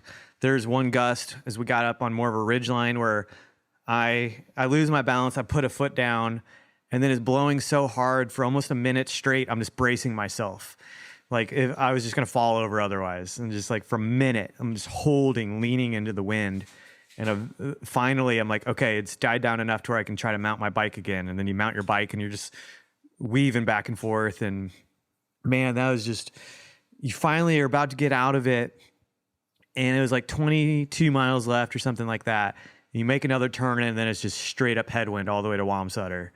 And it took over 4 hours to do like the last 22 miles. Holy especially shit. single speed. It was so messed up. It You're was like 4 just or like 5 miles an hour. Yeah, I was going like 4 to 5 miles an hour, working hard. There's times where I was just walking because I was just like, I'm over trying to grind this specific cadence on my single speed right now. It's even like when you're going on the downhills, you're like pedaling. And I finally got to Wamsutter, to the Loves travel stop. I've never looked forward to a gas station so much in my life, I think. And I went inside and the only thing I could do was get one of the tall jugs of water. And I just paid for that. I went back outside and sat down. This is the first time the whole event where I sat down at a gas station. And I just started chugging water. Like I couldn't do anything. I just drank water for like 5 minutes. I was like, okay, now I can go inside and start considering what a resupply is. So that's like how bad that day was. But otherwise, is like for the most part, yes, it was hot. Yes, there's sections where you're dealing with headwind and it's awful. But that was the one day where I was like, these conditions are messed up. And it's not your traditional like, oh, it's super muddy, it's super wet. It was just absolutely unrelenting wind and hot through the basin. And I legitimately, like leaving that gas station to go to the local motel, I like pulled up track leaders to see the people still coming in. And I was just like thinking of them of like friends at war. I was just I hope they make it okay. Like, I can't believe what they're going through right now. It's like this super deep moment of empathy of like, oh my God, like there's the women's leader right now. She's like trying to get through that. Dirty Dan was getting through it. I was just like, I just hope everybody makes it to that gas station and like, that's all they need to do. They just got to make it to the gas station and then it's going to be okay. And that was one of the like standalone moments of like, wow, this is humbling just what Mother Nature is doing right now. Is wind the worst condition? I would say what is the worst? Year, yes. It's a question I like to ask people. Like, what is the worst? This year, yes. I think even last year, they had some really gross, just like wet, cold weather where most people stopped in Fernie. Yeah. Where it's just, man, everything's getting soaked all the way through and you're cold and then you're like burning way more calories. And at a point, like your equipment's starting to get affected a lot more from all the grime. I think that's a lot worse. Like in the middle of the basin, I probably would have been like, I will absolutely take cold and wet. Like I would have been begging for that. But how about a 14-hour stint in a porta potty with 2 other guys? Yeah, that or 8 hours or whatever. The impassable roads, because at least with wind, you can still make progress. Yeah, it's like very annoying, and at a point, it's almost a detriment where it's like almost better to just sleep for a while and let it die off. Yeah, it's so taxing. But that's definitely why I stopped at the motels. Like, there's zero reason to go further because it's still like 50 more miles of this. So. No, wind's not the worst. I would argue that like cold, but not cold enough to snow to where it's just freezing cold and wet. Yeah. Like when, okay, I wanted to show you this when we were talking about Chris Plesko. Yeah. I created this, I took y'all's graph from track leaders. Go ahead and take it. And this is a graph, the speed and time plot graph on track leaders from where you slept. Okay. And I was coming into this conversation, it was my assumption that you had studied his, record very closely. I've zoomed in on those, and y'all were so in sync. I don't know where you actually slept and where he slept and stuff, but in terms of like overall race strategy or how it unfolded, you were like right on his schedule. And obviously, that's funny. You kind of got on his schedule because you tuned into his dot. Yeah. We're like, all right, I got to stay ahead of it. Yeah. But it's like a carbon copy. That's really cool. The gaps where we're not moving at all is very similar. There's a couple times. This is the one on top, by the way, in case you were wondering. Okay. Cool. I like that. I got some higher speeds going on. What was your gear ratio versus his gear ratio? You said he was pushing a stiffer gear. He had a much stiffer gearing, so he was 32.16. Oh wow! And then I was 32.18. So I was one of the easiest gears out of everybody. I think period doing single speed on the divide. Like I think 32.16 is basically the fastest we've seen with Plesko, and I think Newberry did. He might have done like 34.17, but it's still 2-1. Okay. And then, a lot of friends are like 32.17 is a good move if you don't want to do 32.16. That's what my Fargo is, by the way. Yeah, a lot of people convinced on 32.17, and then I was like a little scared to do so, but I was like, I'm going even easier. I'm doing 32.18, and I think two key things that factored into that was I was running flat pedals, and so I can't yank up as hard on some steep pitches.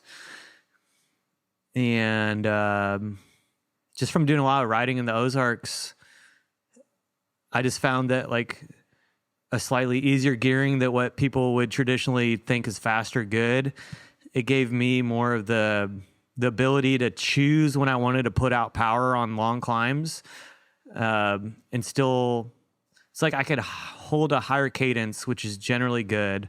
Like if you can hover between 90 and 110, that's kind of like what you see in the pro peloton, maybe a little bit higher, like 95 to 110 or something like that. But yeah, just on climbs, instead of being forced to grind and put out loud torque, there's just times where I could be like, you know what, I can relax a little bit here if I want to. Or if I want to go faster, I have the ability to like really push on the pedals and get on top of it. So, I just felt like I had more control. And then in the flat and the rolling terrain, I knew it was going to be a little bit of a trade-off there. But hold a little bit of a higher cadence and just did my best to, eat the food, do all the things on the bike that you possibly can in sections where you're spun out. And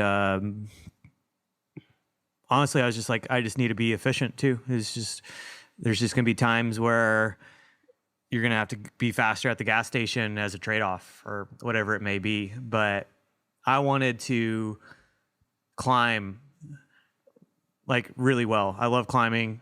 That's like one of my strong suits as a rider. Anyone locally would agree with that. And yeah, I wanted to own the climbs. Like I'm totally fine with walking. I have no problem with hiking my bike. No ego whatsoever. Like there's times where I was looking forward to it. I was like, please just like, where's a pitch where it's steep enough to where I can justify getting off my bike and pushing it. I was like, on day, like a side tangent on day one, Layla and I are going up Elk Pass. We like end up syncing up at Elk Pass at the same time. And we're on the first steep pitch together. And I take 2 pedal strokes and I immediately swing my leg over the bike and start hiking up. And she sits on the bike and she's in her easiest gear and she's swinging left and right, like working, getting up the hill. and I'm on the other side of the road hiking, and we're just going the exact same speed for 10 plus minutes. Right, yeah. Well, maybe not that long, like almost 10 minutes of just, like I'm pushing my bike, she's riding it. We crest at the same time, and then I throw my leg over the bike and I start riding, and then I'm gone on like the gradient that's a little bit easier. And then, there's like maybe another pitch where we're like close together and I'm hiking again, and then I take off again. And so that was like a good indicator early on where I was like, you know what, I'm going the same speed. Mm-hmm. It's the flats where you really get fucked. Yeah, exactly. Yeah, exactly. And so I liked my gearing a lot, and I climbed up some crazy steep stuff a few times. I was like, I probably should hike, but I didn't want to walk any pavement. That's like where I almost draw the line. We're like, come on, dude, like it's pavement. And so there's like one pass in Colorado where, man, I was working hard, and I should have probably made, I don't know. I rode it all the way up and it's fine, but there's something on the reroute. The steepest pavement of the whole divide was on the fire reroute. Oh, really? Dude, this absurd climb. And I didn't walk it at all, but I like was above threshold, like trying so hard. Zigzagging on pavement, yeah. So like all the stuff like that, I was like, I don't want a harder gear in this. Like I'm almost like a 5 watt per kilo athlete. The fact that I'm trying this hard, I don't want a harder gear. And then there's just, so many climbs where I felt like I had to sink into a rhythm, and I loved it, and it was great. There's areas where I just absolutely flew by people on climbs, and I didn't need to be in a harder, like 32, 16, 2-1. It was like I was flying by people on climbs, being in my easier gearing. That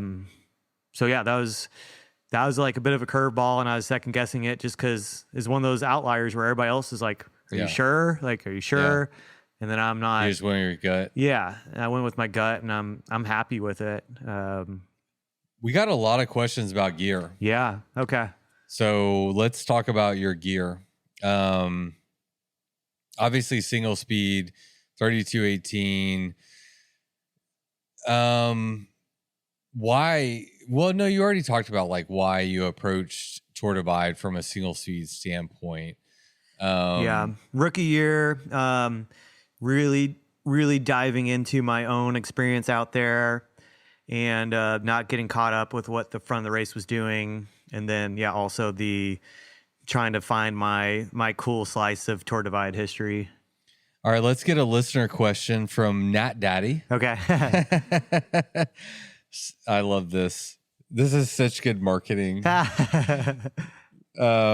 Steel bike, why? Yeah. It's a sly question for Southern Steel bikes there. I like it. Yeah. Well, so my bike was a slow Southern Steel Warhorn, which is a custom made steel bike by my good friend Jesse Turner here in Fayetteville, Arkansas. And steel feels really good. That's one short answer is that the ride quality is actually amazing, especially when paired with like carbon components, and it's marginally heavier. But it's also like, this is my homie that handmade a bicycle. Like, how cool is that? Like, that's meaningful to me. Like, taking it on a journey, like there's something about anytime I didn't feel good, or even if I did feel good, it was just like every time I looked at that bike, like that bike meant something to me. Like, this was handmade by a friend and for me. Like, it was a custom made bike. Custom rack too, right? Yep, custom rack that like we went back and forth, and I tested one for a while and it was great. And then I realized it's like, man, I need to carry this foam pad because I don't want to deal with an inflatable pad. What if it loses air, it gets a hole? It just adds time. It's kind of annoying. Like, I've used both. I'm not against them in a lot of settings, but in a race. When I was on the AZT, I got a flat and I was sleeping on the fucking rocks, so there's a reason to. And it's so quick. And so like I started putting that on my rack, and there's just enough hanging off the end to where it can start sagging, and then it can catch the rear tire and it can get like sucked in between the rear tire and the wheel. And it's like, okay, we got to add a little bit more metal here it's going to make it almost look like a rooster tail, but this is very specifically for this pad, and it's like very functional. And so being able to dive into the nitty gritty of that, and then even some extra support on the sides for the panniers that were custom made. Steel also, single speed and steel just goes together so well. It's like, it's just heavy metal. It is. There's a little bit of like a style to it. Just, you know, what's really cool is when I made it down to the Gila, there's this guy, like a community leader or something, that he was pointing out water at the library, and he was taking photos and posting it to the Tour Divide Facebook group. He was so stoked on the race, and he like, yeah, you get water. And he took a photo of me, and he's like, "You're the first steel bike." Like he was, oh really? He was hyped on it. He's like, "You're the first steel bike," and I was like, "Oh yeah, you're right. That's cool." And he's like, "Yeah, dude." And yeah, so I can claim that first steel bike of the Divide. First steel bike in the Divide. Yeah, that wouldn't even put on my But it feels like you can just huck it off of a cliff on accident, and go pick it up, especially being single speed, and be like, "All right, well, my bad," and then just like keep riding it. So my 2011 Salsa Fargo steel fork single speed bike, first bikepacking bike I ever bought. We'll never get rid of it. Yeah, it's my Armageddon bike. Yeah, like it feels. I mean, it's like home. Mm-hmm. It just feels like nothing could break it. It's funny. Both of my other bikes, my gravel bike is out of commission. My titanium Hayduke is out of commission right now. Like they're both broken, both geared bikes. But I always have my single speed steel hardtail that will always work no matter what. Yeah. I had a little sealant for this last ride. That was it. Nice. Yeah, it's like the compliance of it, the style of it. It's like a little bit more niche. It just adds... yeah, I don't know. It adds some character, adds some flair, and then I just have some really badass patina on it from like I love a few years of riding. And Jesse's like inspected a few times and keep putting clear coat over it. He says like to any new customers, he's like, you can't do what Andrew's doing. Like this, he's like the one person that gets to do it. This voids warranty, and like, well, Jesse also does it. Yeah, I guess there's two of us. But he owns the company. He can do that. He came because he was on the podcast, and so he brought his bike, and I love that patina. Yeah. But yeah, from a warranty standpoint, you got to put that disclaimer out there. Yada yada. So I'm looking forward to having more steel bikes. Honestly, I think we have it in the pipeline for me to get a gravel bike. And so I'm very excited to have a gravel bike of Slow Southern Steel. And I love the one I've been riding, but it'll be really cool to dial in like a perfect custom steel gravel bike next. All right. We had another listener question. They want to know what shoes you were, I think they were 5s. Yeah. So I have the 510 Trail Cross. Yeah, the 510s. Yeah. So the non-clip-in version. I've had the clip-in version of the Trail Cross for a couple years, and those work great. I've used them for things like Doom and some day rides where maybe there's more hike-a-bike, but I went with flats. And so the stealth rubber on the bottom is great. I used to rock 510 climbing shoes all the time. And they have this really specific rubber compound that's really great that they nerd out on. And with cycling shoes, they hold on to grip rocks really great for hike-a-bike and stuff. Yeah. And they grip the pedals well.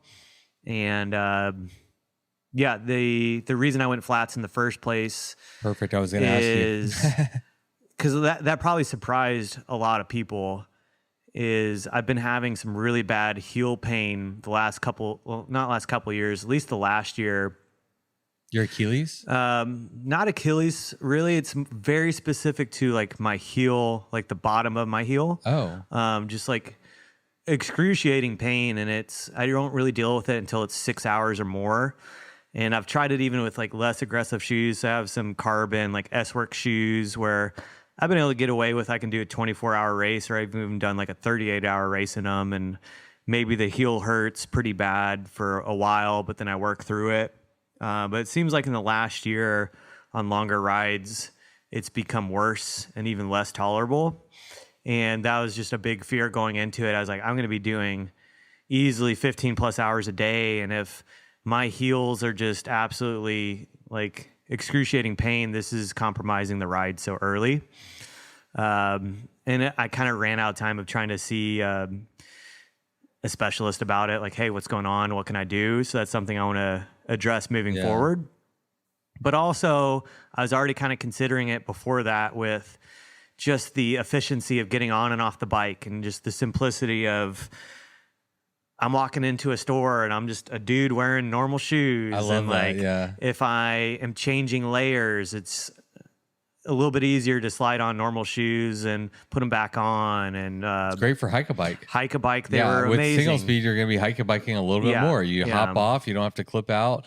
There is a wear and tear over time of like clipping and unclipping, you know, like that motion is going to. Yeah, and it's even like you hear about like, oh, my cleat position got all weird or whatever, and you spend so many hours fixated in a specific position. Flat pedals lets you continually micro adjust. Yes, micro adjust. Yeah. And so I think that was a big part of helping work through how that first week I was having really bad leg pains. It really helped me compensate and keep changing it and eventually work through it. Yeah, if like the back for hamstring, you can like put your foot a little forward, or you know, like you can, if your knee hurts, a little bit backwards. Like I have flat pedals on all my bikes, even my carbon gravel bike. Yeah. They all have flat pedals. Yeah. So. Disclaimer for me is like, I would not want them on a geared bike at all. And I'm probably not going to be using flat pedals for like the rest of the year. I'll probably be clipped in on just about everything. But for like the objective and the specifics of the everything, it worked out really well. And, yeah, I thought it was sick. I'm someone that like cares about some of the marginal gains, and there wasn't too many times where I was just really wishing that I was getting the little bit extra up, and you kind of learn how to adjust your form. Yeah. And anything where I really wish I was cranking up hard, it would have been like for a brief 5-10 seconds, and it is like, you know what, just hop off and hike it anyway. And it's the bummer sometimes where it's like you can carry the momentum just a little bit more to where you crest a hill, and then you're like, you keep going. There's like those moments where you're definitely losing time, but all said and done, like the hotels and like the gas stations and getting on off the bike to pee and everything else, normal shoes is pretty sick. And it's just like you're one of the only people doing it, especially at the front. It's like I was, first steel bike, definitely first person with flat pedals, first person not wearing like cycling attire. I'm wearing shorts and like tees and normal shoes. Like there's a little bit of, I don't want to say like a punk aspect to it, but it's bringing some of that single speed community flair to it. It's like, it's like represent like, hey, we can throw down and like, sure, there's certain things where like it makes sense to be wearing more aerodynamic when you're dealing with the wind. It's like, Andrew, you like had to push harder in the wind on those days. If you wore like your actual kit, it would have been better. It was like, I was also comfy as hell. And like, you know, like I felt good mentally, and that's so much of it. Yeah, that's kind of my approach. And I like just like being able to hop off the bike and go in a gas station. I'm wearing like pretty normal clothes and like shoes and whatever. It's like, I don't know. I like, one thing that I like about it is that I want to take away the barriers to entry to go cycling. And you don't have to, you know, wear a full kit. You can if you want to. Yeah. But you could also just go in your, you know, your bedrock sandals and flat pedals and jean cutoff shorts and a t-shirt, and you go ride. Yeah.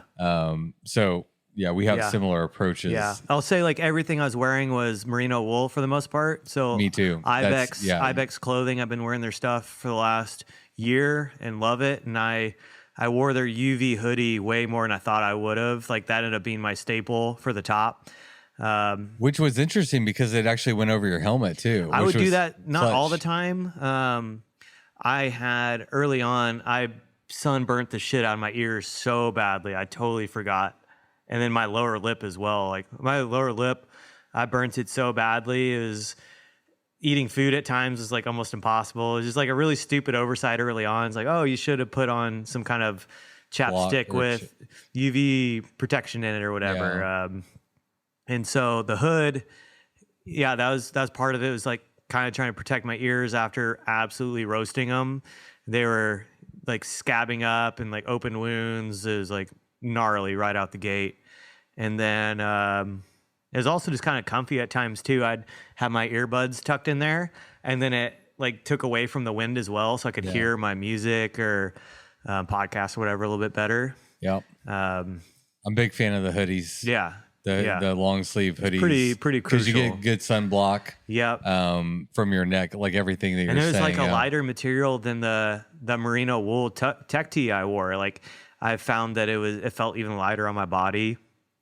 So the merino wool tee that I wore sometimes is just like for the hotel to do laundry, or I wore it day one and like a few other days, but it was almost exclusively that sun hoodie the whole ride as like my base layer.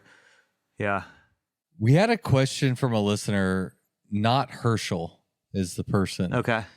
They said something about breezy, and I thought they were talking about maybe your hoodie. Okay. But do you know what they're talking about? Breezy? What's it? Do they frame it in a particular way? Hold on.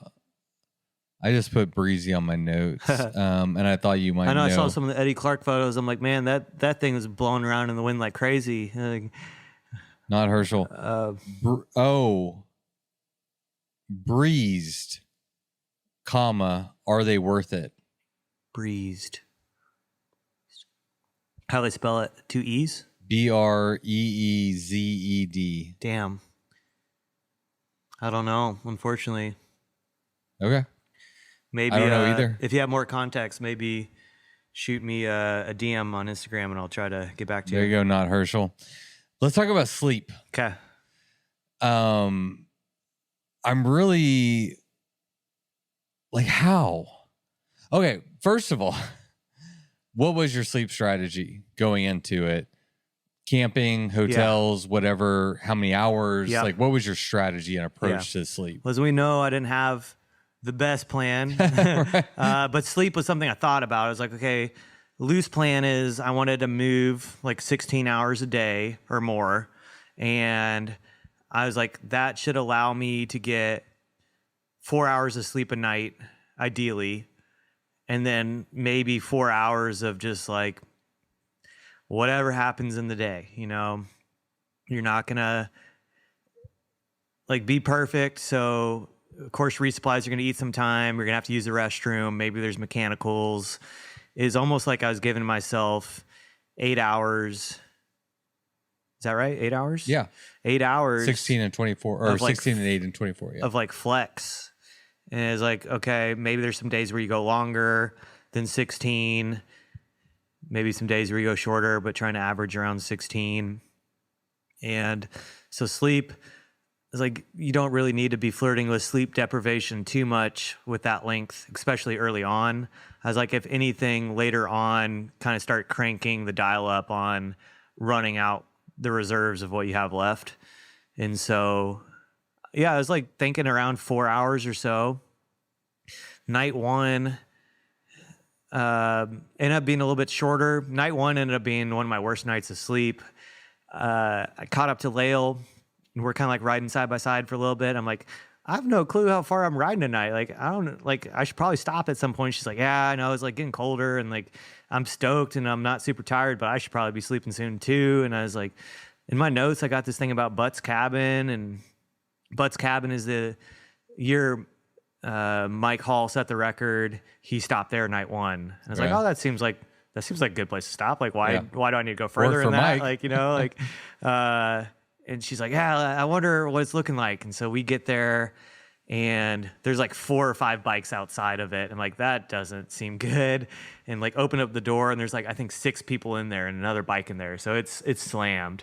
And there, you could have probably found some space. It was like, what's the point? And there's a picnic table right outside of it. And Lael's like, I'm just going to sleep on the picnic table. I'm like, right on. I'm like, I'm probably just going to pass out on the ground right here. Like, I don't need to go further. I don't really feel like going further. And there's like this floodlight on the entrance of the cabin. Oh no. So every time there's motion, it kicks on. So we got there later than all these other people, obviously, because they're already there. They're already sleeping. And so for the next few hours, it's like the light's constantly kicking on. People are moving around, like either someone's showing up or someone's leaving. It's kind of like a checkpoint in a way. And so terrible sleep. It's just like you're getting woken up constantly. And I should have just hiked 200 yards away and just slept. But it was like that night one, kind of like you're like excited about the race. You're like, okay, this seems like a landmark. And like I'm in it. I'm like doing it, you know? But yeah, totally should have just not slept there. And that ended up being less than 4 hours of laying down time, but it's probably like 2.5 hours of actual sleep, maybe. And I think it's because like my tent didn't even pop up on track leaders, like as if I slept there. It's like if it's 4 hours, I think that's when the tent pops up. Okay. And I started rolling this basically because I heard Lael's moving around, getting ready to go. And she was explaining to some guy. Some guy showed up like right when she was about to leave. Like he rode for way too long, but just made there. And he's like, "Oh my God, I can't believe I made it. Is this like his English wasn't great?" And it's like, "Dude, you're this destroyed on like Day you should have one. stopped earlier. Like, what are you doing?" But that kept me awake, and so I ended up moving. But night 2, I was like, I have to recover from that already. Like, so I planned on getting a motel and sleeping for 5 hours to kind of make up for it. Yeah. So for the most part, it was around 4 hours if I slept outside and maybe closer to 5 hours if I slept inside. And that stayed pretty consistent. There's a couple times where I'd dip a little bit under 4 hours. One time right after Lima, I got a little too excited and it's like, I'm only going to do 3. And I rode for 2 hours and it was super cold. And then I had to sleep for 40 minutes after 2 hours of riding just to like, I couldn't stay awake. And it was week 2. I took a note of it. It was week 2 that I hit snooze for the first time. So like for the first week, I was gonna ask you never about hit that. snooze. And quite a few times it'd be like, I'd wake up 8 minutes before the alarm and I'd be like, all right, like no reason to lay down for this next 8. I'd have a few kind of like crazy panic dreams where it'd be someone standing next to me looking down at me like, "What are you doing, mate? Like the race is going on." And so like it's like these fever dreams of thinking you're talking to someone or like trying to justify why you're laying down on the ground. And then Weird. you're like, was that real? Or like, were they checking to see if I was okay? And you have no idea. But usually like multiple times of waking up. And that was the average though. And the later it got, I got to sleep a little bit more all the way through versus the panic wake ups. Yeah. Just from getting more and more tired. But I had one morning where I think the first time I hit it was just a really cold morning and not a good sleep. And like low on food where I had like a honey bun before going to sleep. And that was my dinner. And I like snoozed for 10 minutes and then maybe another 10. I was like, let me just let the sun get up a little bit just to where I can see. So I'm not using my headlamp to do all this shit right now. And I'll be a little bit more motivated. And yeah, maybe a few times where I added 10 minutes, upwards of 30 minutes to my sleep. Yeah. Is it? I don't understand how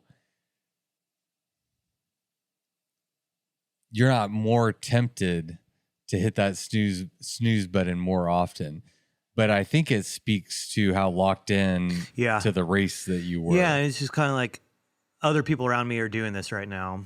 I think in people doing an ITT, it'd be a lot easier to justify, be like, I'm going to ride so much faster if I just recover a little bit better. Let me do another hour, that kind of stuff. But it's just other people around you are just truly going nuts for 2 weeks. And you're like, they're going crazy for 2 weeks. I need to go crazy for it. And there's some people I was talking to where it helped inform some of my decisions where some people are like, oh, I'm doing like 3 to 4 a night. And you're like, oh, it's like, I'm doing more like 4 to 5. And it makes you question. You're like, am I not trying hard enough? And then they'd be like, well, I had to like take 2 or 3 naps today. And it might be like day 4. And you're like, well, I've taken no naps so far at all. And so, you'd have these moments where you just see how messed up other people were from like not sleeping enough.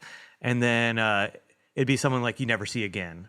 Yeah. Or maybe you see them 2 days later but they just seem like an absolute shell of a human. You're like, this seems way too early for you to be like the way you are right now. Right. And it's hard because you're all kind of out of it.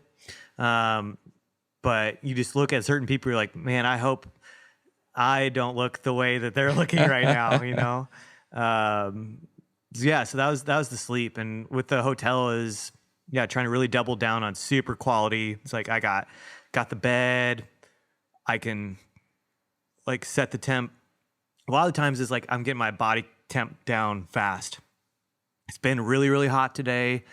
I get to the hotel at whatever time, blasting the AC, get the body temp down fast, get the shower, clean up super well. Got the blackout blinds, and then I'm out for whatever number of hours. And then what I love is you can be so organized with, you have your bike in this controlled environment and lay a bunch of stuff out. And like, it's those moments of like, really, let me really hone in on things I need to throw away or readjust. And it's like these really great moments of clarity of like, okay, this is a great reset. Now I need to push hard to kind of compensate for it, but I'm like totally energized to do this next big push. Yeah. So I'd kind of do the ebb and flow of, okay, stop a little bit earlier for a hotel, but that means I'm about to go big, but I'm setting myself up for success to go big. So how many hotels versus camps? Man, I think I might have slept outside like 6 times. Okay. So there's a lot of inside. Not as much as I would have thought, honestly. Because like inside is like very convenient. Yeah. You know, you wash it, you get a good night's sleep, set the temperature, you charge your shit. Yeah. There's a lot of advantages for your arguments for like hotel camping along the way. I brought everything I needed to be warm in like any environment. So later on, I had my sleeping bag would have been way too warm for like New Mexico. I like slept with, I guess when I slept in the culvert for 2 hours, I had just like my normal riding stuff on, and I slid into it and didn't really zip it up. But like further north, it didn't matter how cold it was. I was like, I can be in this and be comfy and then get out and start riding. So that was a big part of it, was I didn't need to depend on the hotel. Like, I never slept in a pit toilet once. Some people, like, that's such a big thing. Yeah. I never, feel like you should have just had the experience. I thought about it towards the end. I was like, man, I need to do this once. But it's just like, I could always sleep outside and not worry about it. I didn't need the 4 walls around me. So some people, maybe they bivvied more, but they had to be really strategic with their bivvies of like, I got to be in a pit toilet or in a community center or something. Versus me, I'd be like, I can bivvy wherever the hell I want, and then keep going the next day. Yeah. Okay, so last night I slept 5 hours. It was 4th of July, made bad decisions. And I was thinking about it on the drive up here, right? I'm tired. I'm cognitively not well. I'm tired. And I mean, you know, I'm like a lot of people who maybe done like 3 or 4 or 5 day efforts, you know, but to do that for 2 weeks seems like, it really does seem unfathomable. And I think it's something that, like, as a podcast host, I haven't dug into like enough, but like, how well did your body respond to 2 weeks of really limited sleep? Cognitively, physically, like, how did you respond to that? It was, you notice it towards the end more. As soon as you're not in engaging terrain, you start slipping off real quick. So engaging terrain to me is that it needs to have some technical riding and at least some like up and down. Like, I need to be working to get up a hill. If it's just a long straight flat, it's so easy to start drifting off and get really tired and want to fall asleep. Something that surprised me more than like several riders, myself included, found themselves like falling asleep on descents, basically. Yeah. And I like kind of had that experience, but never to this extent where it could even be midday. Like, I had a moment, super sunny day in Colorado, going through the mountains. You do a descent, you're not going slow, you're going a good 30 to 40 miles an hour, but it's a wide road and none of the turns are like where you got to slam on the brakes. It's like you can kind of just keep letting the speed go. and I was nodding off. A lot of people end up getting nosebleeds. I got a bunch of nosebleeds for a few days. I'm nodding off. My nose is bleeding, and I'm like railing a descent in the mountains. And I'm like, holy shit, this is not good. Like, this is 2 p.m. and I'm falling asleep on something like this. And that bit some people in the ass. Like, I hate to see it for Jacob, but like, when I heard the news, I was like, oh my God, what happened? And someone's like, well, he fell asleep descending. I was like, yeah, of course. I was like he was riding so well. Like, what else would have happened? It was almost like he was riding so well that it happened. It was, you have to, some people get so excited that they just keep pushing and pushing and pushing. And it just happens before you can even be aware of it. And I had several moments where it kind of sneaks up on you, or you just like dismiss it a few times. You're like, well, I can't lose ground. I can't let these people catch up. Yeah. And so, the sleep, it's just like, for at least the first few days, I didn't really think too much of it because I slept relatively enough, and you're still early in the effort. You're sleeping well beforehand. But by week 2, that's when it really is like, man, you're only halfway through. And this is the point where you have to keep convincing yourself it's worth going this hard. And that's when you start seeing more people drift back. You start seeing the bigger gaps. It really becomes clear. It's like, okay, who's your top 10? Who's your top 20? Especially the very pointy end. It's like, is 3rd and 4th, are like, they really willing to keep duking it out? Or is 4th going to be like, you know what, dude? Like, I don't want 3rd that bad. Yeah. Like, everybody starts slowing down a little bit. Snooze a little. Yeah. Or it's just like, I'm not willing to set my alarm for only 3. I'm not even going to try. Like, I need to do at least 4. And so, it's when you're completely tapped into your new reality, and it's a different world, and it's something where you can't, of course, those that have done the divide more than once, they can kind of try to mentally prep for it more. And I think a lot of them, it seems like they sleep a little bit more on the front end, and then they're willing to start, running it out a little bit more. Yeah, I think about like Martin. He said he was doing 5 hours a night. He got 1, 2, 3, 4, 5, 6 overall. Seventh overall. Phenomenal run. I never saw him. He was always kind of like in my general area, and I saw him at the Toaster House. I saw him really briefly before the Toaster House in Pie Town. He was riding by, and I saw him at Pie Town, Toaster House. He's like, I'm gonna sleep here. I've been doing 5 hours a night.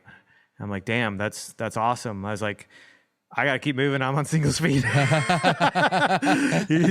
asked if I was staying there. I was like, no, dude, I gotta go further. Yeah. And then I said I kind of cut my day short earlier the day before, which was true. I was like, I kind of got to make up some ground too. But then he totally didn't sleep the last night. Like, so like, hey, you slept 5 hours a night, but then he pushed from Pie Town to the finish because he had a little left in the tank. Yeah, it was awesome. It was, and he like got really close to Mike Martin. And then Dirty Dan, he did a push to the finish as well. He went a little bit past Pie Town, I think slept pretty quickly after Pie Town, and he pushed all the way to the finish. So, I think there's some of them that like found the right balance. And then at the pointy end, it's kind of like, you just keep looking at each other and you're like, hey, how far are we going to plow each other into the ground? It's just like, what are we doing here? Yeah.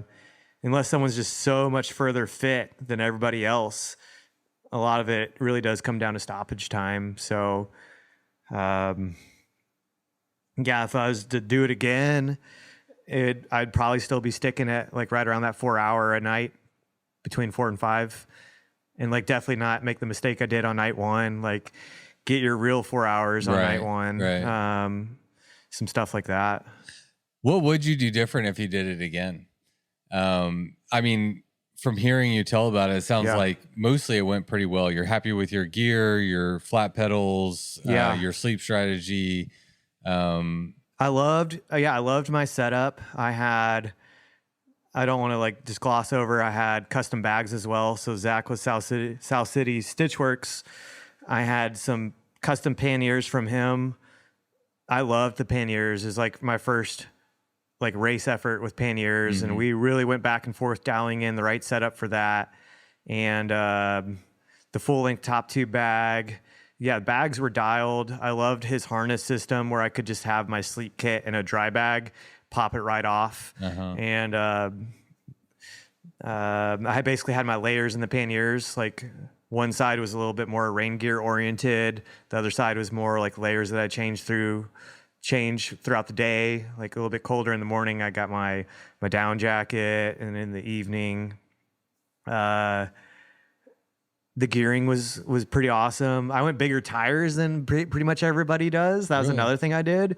I did 2.4s. They looked like I was going to say 2.4s. And like almost everybody does like 2.2s. And it was just another one of those things where I was like, I'm going to be comfy.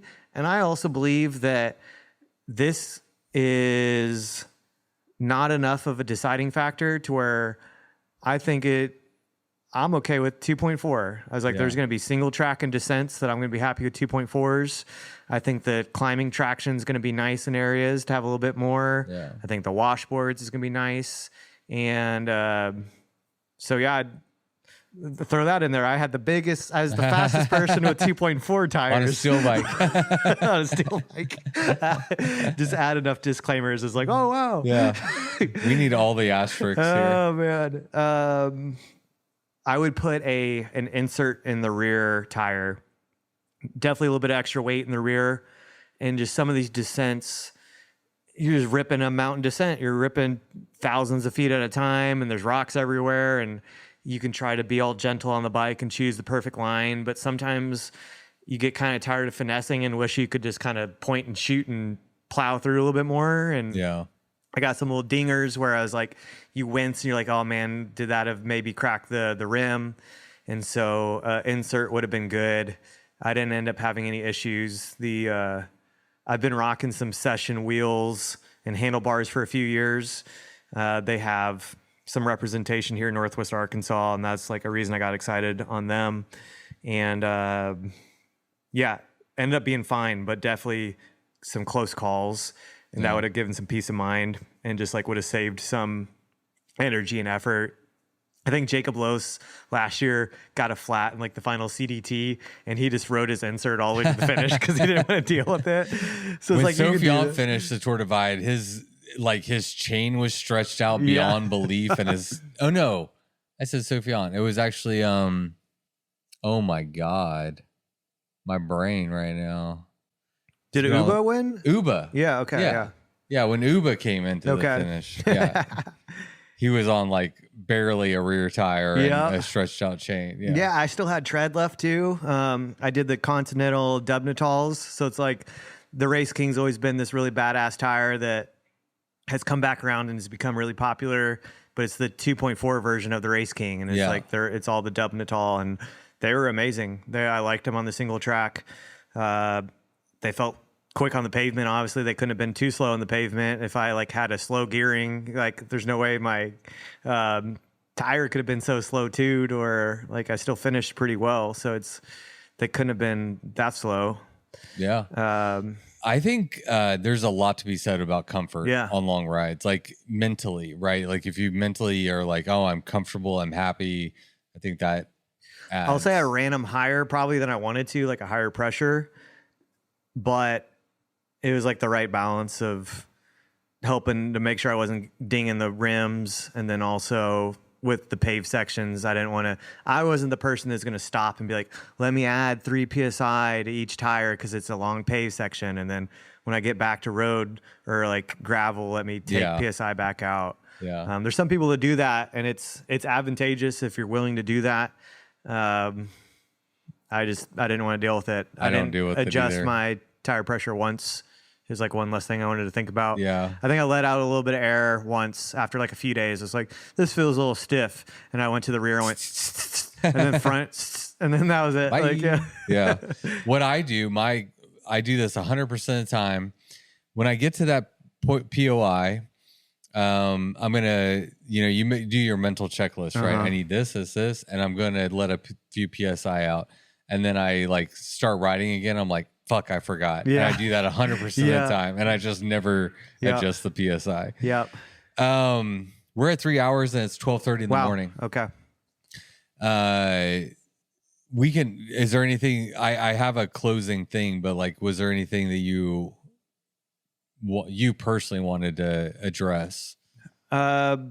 If anyone is curious if I had any mechanicals or anything, I retensioned my chain 3 times throughout the entire ride, and that was it. I hadn't gone through my front brake pads all the way to where they needed to be changed, but by the time I was in Salida, I was like, this would be a cool moment to swing by a bike shop and just like get a once over on everything, just like some peace of mind for the home stretch. Like, let's check the torque on everything. And at that point, I was like, I should buy a belt. I bet Absolute Bikes has like a mountain bike belt. And I was like, for the hell of it. Do you have the belt on right now? I don't. All right. And then I was like, I'll just have them. I have some brake pads on me. I had 2 sets. It's like, I'll just have them swap out the front too. Just by the end, maybe they'd be a little bit more gone than I wanted. And I got into Salida at 9:30. So it was 30 minutes before they opened. I was like, well, damn, like I don't want to wait 30 minutes for the bike shop for things that I don't necessarily need. And I ended up going to the grocery store in Poncha Springs, and there's this local, he was amazing. He was just like so stoked, asking questions. And I like briefly mentioned Absolute Bikes, and he's like, oh, well, there's like mobile mechanics. There's all kinds of options. Like, man, just, and so he's like, dude, call. And so I called Down It Cycles. It's the guy that actually used to live in Northwest Arkansas that lived in Salida, and he's going to move back to Northwest Arkansas. His name's Brent. And he came in while I was grocery shopping.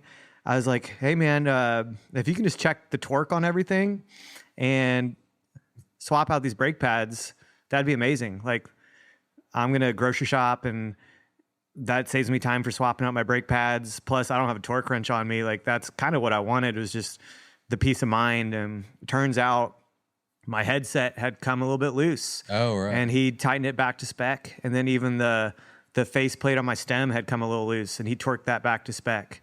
And I was like, awesome. Like, I'm glad I did this. Yeah. And, yeah, I just wanted to give him a shout out, but that was, not like something I needed to change with my setup, but that was like the closest I had to mechanical. Was like, well, man, I wonder how much further I rode if like Southern Steel, slow Southern Steel, single speed, held up amazing. Yeah, go figure. And then Smokehouse Cycles doing the final tune-up before.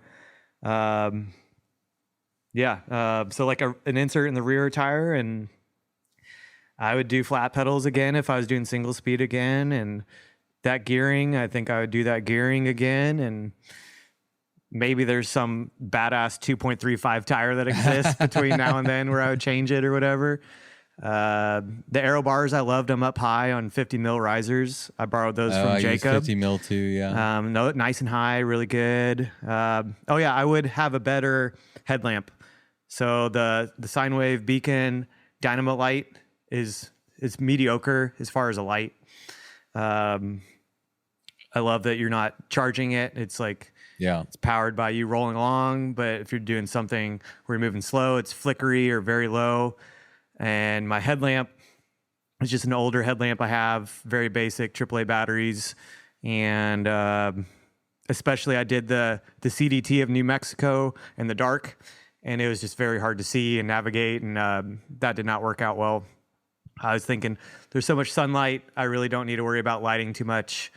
It's like, if I'm riding, it's going to be maybe for an hour or 2 in the dark, maybe 3, and mostly like gravel roads where it's like you don't need much. And it just turned out there's like some key moments where CDT, for example, that was hours of trying to navigate, that a better light would have been very helpful. And then a few descents where you're just like, man, I could be going faster down this descent and be a little less sketched out. So that's really it, which makes me feel awesome. Like, you kind of nailed it. Yeah, so I feel really great about the setup. And a lot of it was testing stuff for many, many months leading up to it. And then just being lucky with having custom like bags just to be able to talk through it and like test things out and be like, this works, this doesn't. Here's a subtle little thing that I think we need to change. And like, I know this is probably for the 1%, but hey, I'm going to be the 1%. And like, I think we got to change this. So yeah, setup was insane. awesome. First Tour Divide. Yeah. I mean, the more information that's out there, it helps, and then having friends that have done it, like you get your little tidbits that you can. And then from there, it's just testing stuff and like being confident that like what you're doing is going to translate to that. Yeah. You wrote some notes on your phone. Yeah. When you were finishing, we were talking about this before we started recording, but like on that, I think it was from like Hachita, the last 30 miles or something. Trying to stay awake. Yep. Yeah. Yeah. Trying to stay awake, writing notes on your phone. Yep. What was going through your mind as you were finishing? What did you write? The notes were really just like different points along the route of like things I didn't want to forget. Like stories just to tell friends or things I didn't want to forget personally after a while. But it's mostly just trying so desperately to stay awake. It was the hardest I've ever tried to stay awake. I can genuinely say the hardest I've ever tried in my life to stay awake, where I took the one nap that's 3 or 4 minutes. I finally found a bush that was big enough for shade, and I took a short nap, kept my helmet on, and it was like agony. It was awful. I was in so much pain trying to stay awake. Like it's never been like that before. And like I was trying to convince myself for so long not to take another nap. Yeah. And that was one of the things I was doing, was just taking the notes. But like I said, the sun was so bright. I had the brightness all the way up on my phone and I could barely see, but it was like anything to occupy my brain, to like distract. I needed tasks. Like someone joked that you needed like a fidget thing at the end of the aero bars, like a Rubik's Cube or something to like fiddle with your hands. Oh, to help. Yeah. But it was outside of that, I would get hyper focused on an object on the left side of the road until I like got to it. And then I'd switch and stare at the right side of the road and pick an object and stare at it. And after doing that for a bit, I was like, okay, I need to mess with something that's in one of my bags. And I was out of all my food, so I couldn't eat food. Like, couldn't do that. Had no more water to drink. But it was so crazy because you're so happy. You're like, I'm about to be done, and this is not challenging. This is smooth sailing pavement to the finish. But it was like, for me, it was like hell. And I don't know, maybe 10th place. Benjamin hears that and he's like, oh, sick. Like, okay, cool. Like I was 45 minutes behind you and I didn't realize that that's how you felt there at the end. Like, man, and I have to thank some of these guys that pushed from basically Pie Town to the finish. They probably weren't like in the best of way either. Like they were, I was inspired when I was looking at the dots and I saw Martin up there with Mike. I was like, damn, dude, they're duking it out here at the end. And, seeing Dan, I'm like, go Dan, like no more big naps, like push it to the finish. And then seeing Benjamin be like, damn it, Benjamin, you're like not letting me take a big nap. And so that was the final bit there. I know I kind of touched on it earlier, but yeah, so the setup was amazing. Can't believe how depleted I was at the end. So I guess that's one other thing I would change with my setup, is find some kind of magic fidget tool to stay awake at the very end. What did you use to stay? Did you use caffeine pills or anything? I didn't do caffeine pills. I'd end up getting like 5-hour energies because they pack pretty small and you get a shot of it. They pack a punch too. Yeah. It's part of it. It's like almost like the enjoyment of like cheers to like trying to stay awake. Like you take a shot of it, there's something about that versus like a pill, and you can keep getting them throughout. And I didn't do a whole lot of caffeine early on. I remember even having a day being like, holy shit, dude, caffeine's great. Like you should be having more caffeine. And so, Yeah, I was really bummed the last night. I was really looking forward to getting caffeine in Silver City for my big final push, and everything was closed. And then so I finally got caffeine at like maybe 11 in the morning at that one place, and I was like, I already had to go through the night. Like, I took a nap before Silver City, and yeah, there's a couple other occasions where I was like, I wish I just bought 3 more 5-hour energies. Yeah, you're like, at the time, you're like, this doesn't seem responsible to buy 6 5-hour energies at once.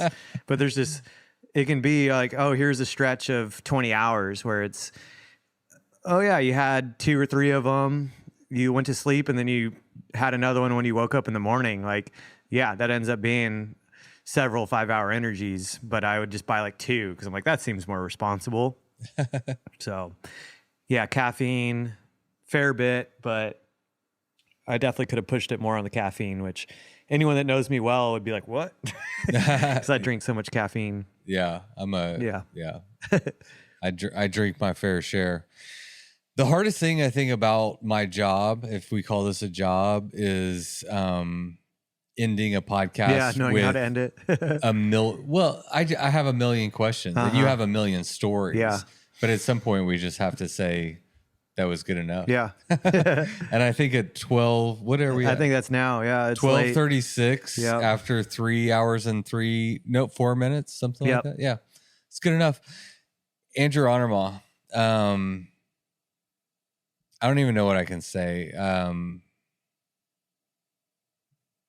really happy for you. I'm proud of you. Thanks, man. Thanks. I was so...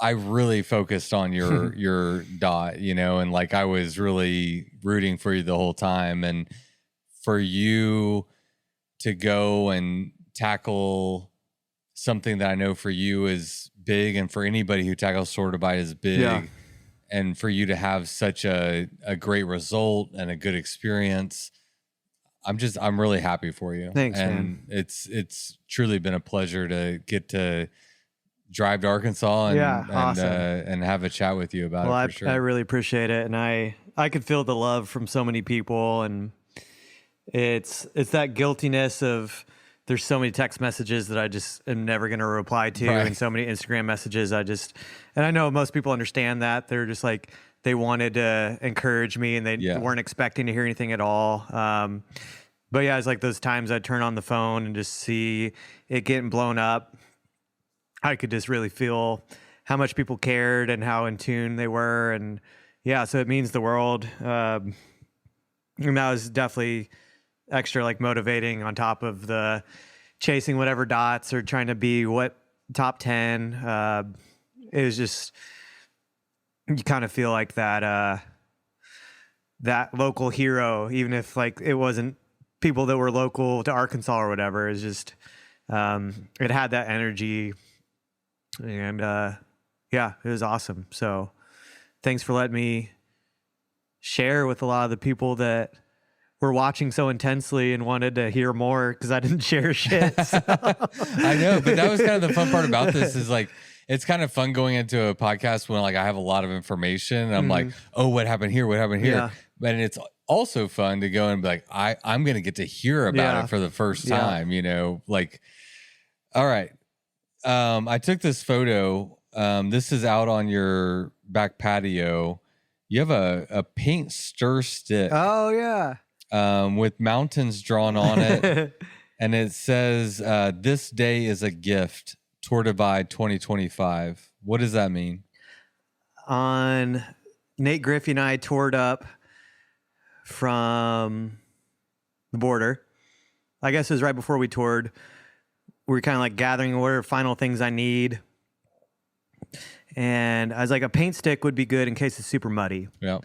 Especially like unbound gravel. Yeah. There's some years where it's muddy, and it's like, have a paint stick. That's a great way to get mud off.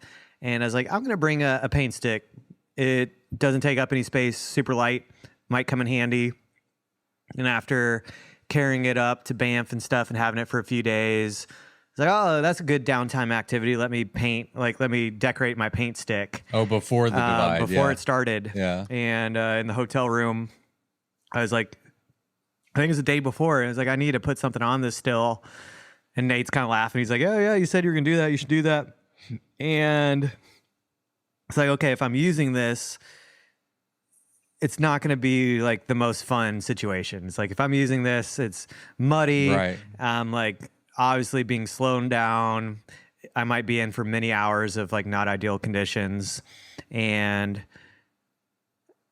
it's like, I'm not going to put some punk rock, like heavy metal slogan of like, get through it and run. It's like, you're a badass. It's like, I was like, this day is a gift. Like, if you're out there scraping mud off of your tires, you got to remember, like, you're in the middle of riding the Tour Divide.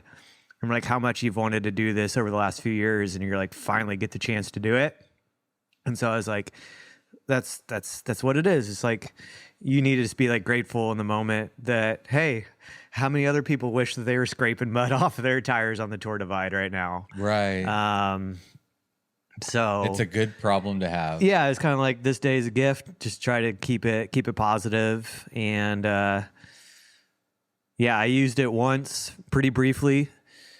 I caught up to Javier and Mike Martin a little bit before Del Norte, which I wasn't expecting. I actually snuck into 6th place overall for a little bit, pretty late into the game, which was exciting. And I saw it was getting muddy, and it was about to get really muddy.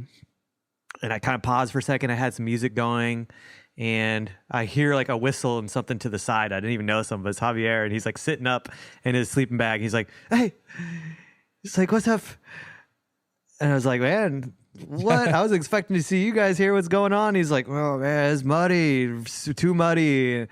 And I was like, I don't know, man. I'm pretty hungry. I think I'm going to try. And then Mike kind of like rumbles around. He's like, who's that? And then he's like, it's Andrew. And it's fucking Andrew. Javier's like, remember me? Because like we saw each other at the high country and rode together some. Super awesome guy. And I was like, yeah, man, of course I remember you. And we chat a little bit more, and like, oh yeah, it's really bad.